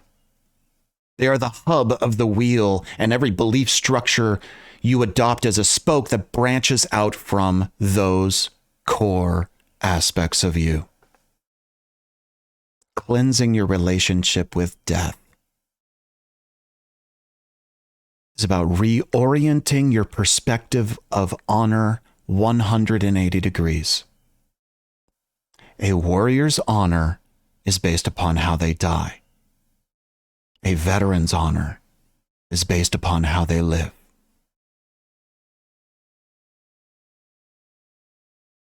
Stick to your path. This is Stick Vet, signing off. Hey everybody, it's Stick Vet, your friendly neighborhood veteran, and this is the conclusion to the Warriors Reflection series. First, let's revisit the map that lays out this path before us. The Warriors Reflection. They said I would be changed in my body. I would move through the physical world in a different manner. I would hold myself in a different posture. I would have pain where there was no blood. I would react to sights, sounds, movement, and touch in a crazy way as though I were back in war. They said I would be wounded in my thoughts. I would forget how to trust, and I would think that others were trying to hurt me. I would see dangers in the kindness and concern of my relatives and friends. Most of all, I would not be able to think in a reasonable manner. And it would seem that everyone else was crazy. They told me it would appear to me that I was alone, even in the midst of people, and it would feel like there was no one else like me. They warned me it would be as though my emotions were locked up, and I would be cold in my heart and not remember the ways of caring for others. While I might give meat and blankets to elders or food to the children, I would not be able to feel the goodness of these actions. That I would do these things out of a habit and not from a place of caring. They predicted that I might do harm to others without plan or intention. They knew my spirit would be wounded. They said I would be lonely and I would find no comfort in family, friends, elders, or spirits. I would be cut off from both beauty and pain. My dreams would be dark and frightening. My days would be filled with searching and not finding. And I would not be able to find connections between myself and the rest of creation as I would look forward to an early death. And in all these things, I would need cleansing. Again, this comes from the oral tradition of the Nez Perce Native Americans. I would need cleansing in all these things.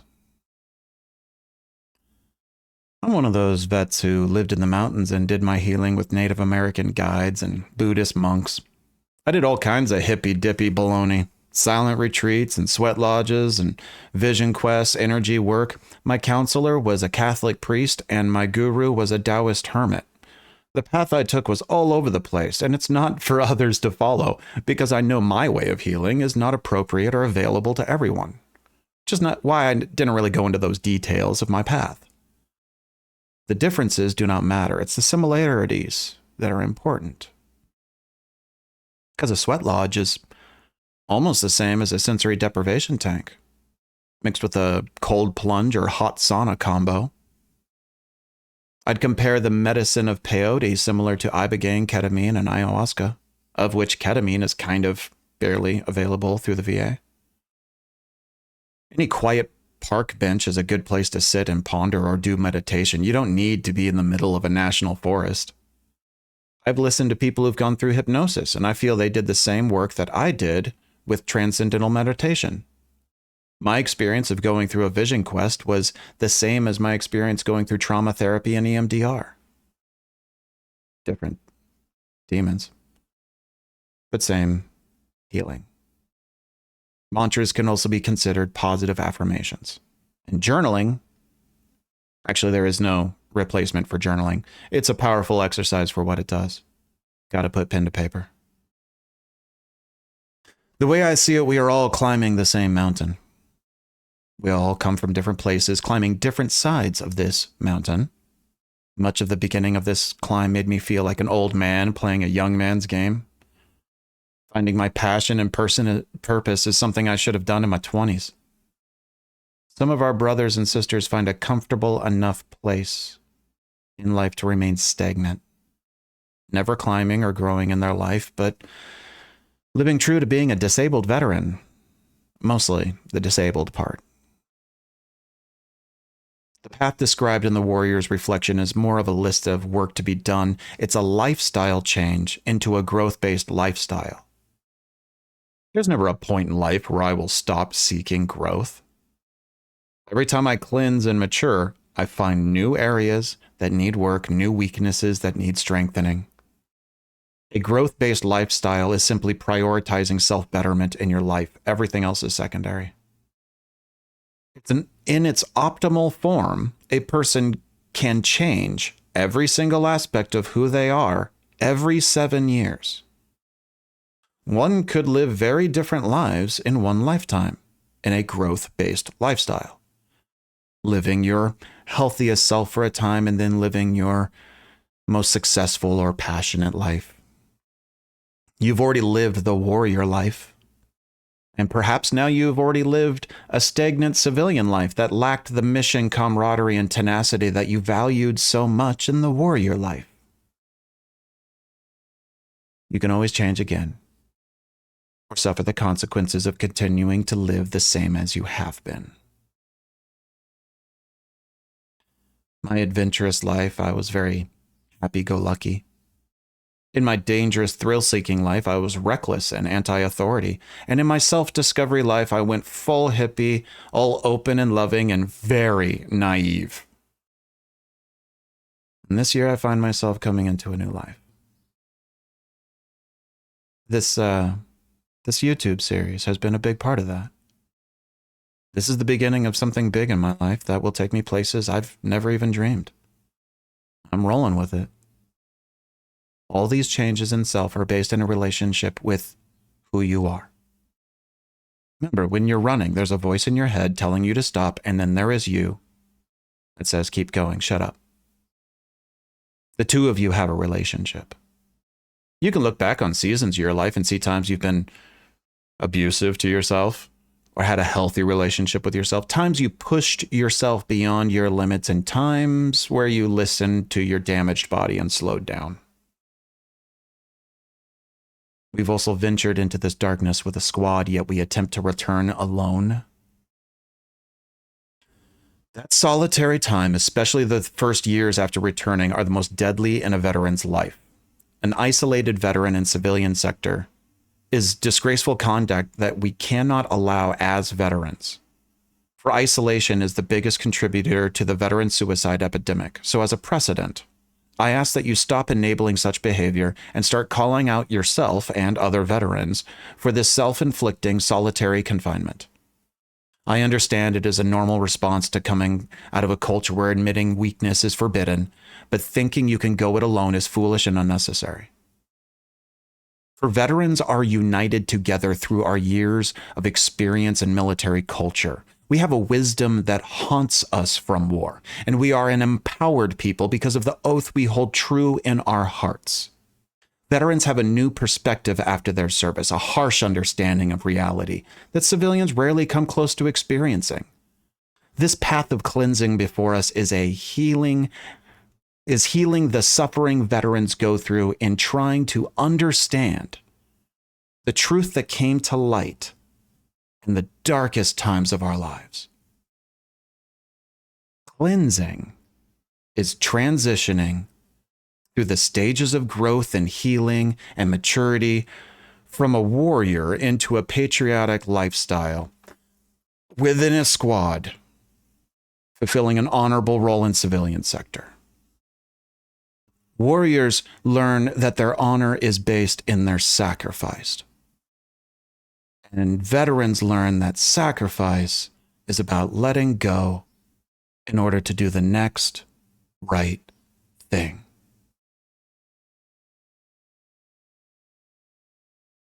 I am StickVet, and I'll see you in the next series as I continue this work and keep putting my message out there. If you want to support me and you see value in this series, please go to my Patreon. Empower me to be able to continue this work. This is StickVet, signing off.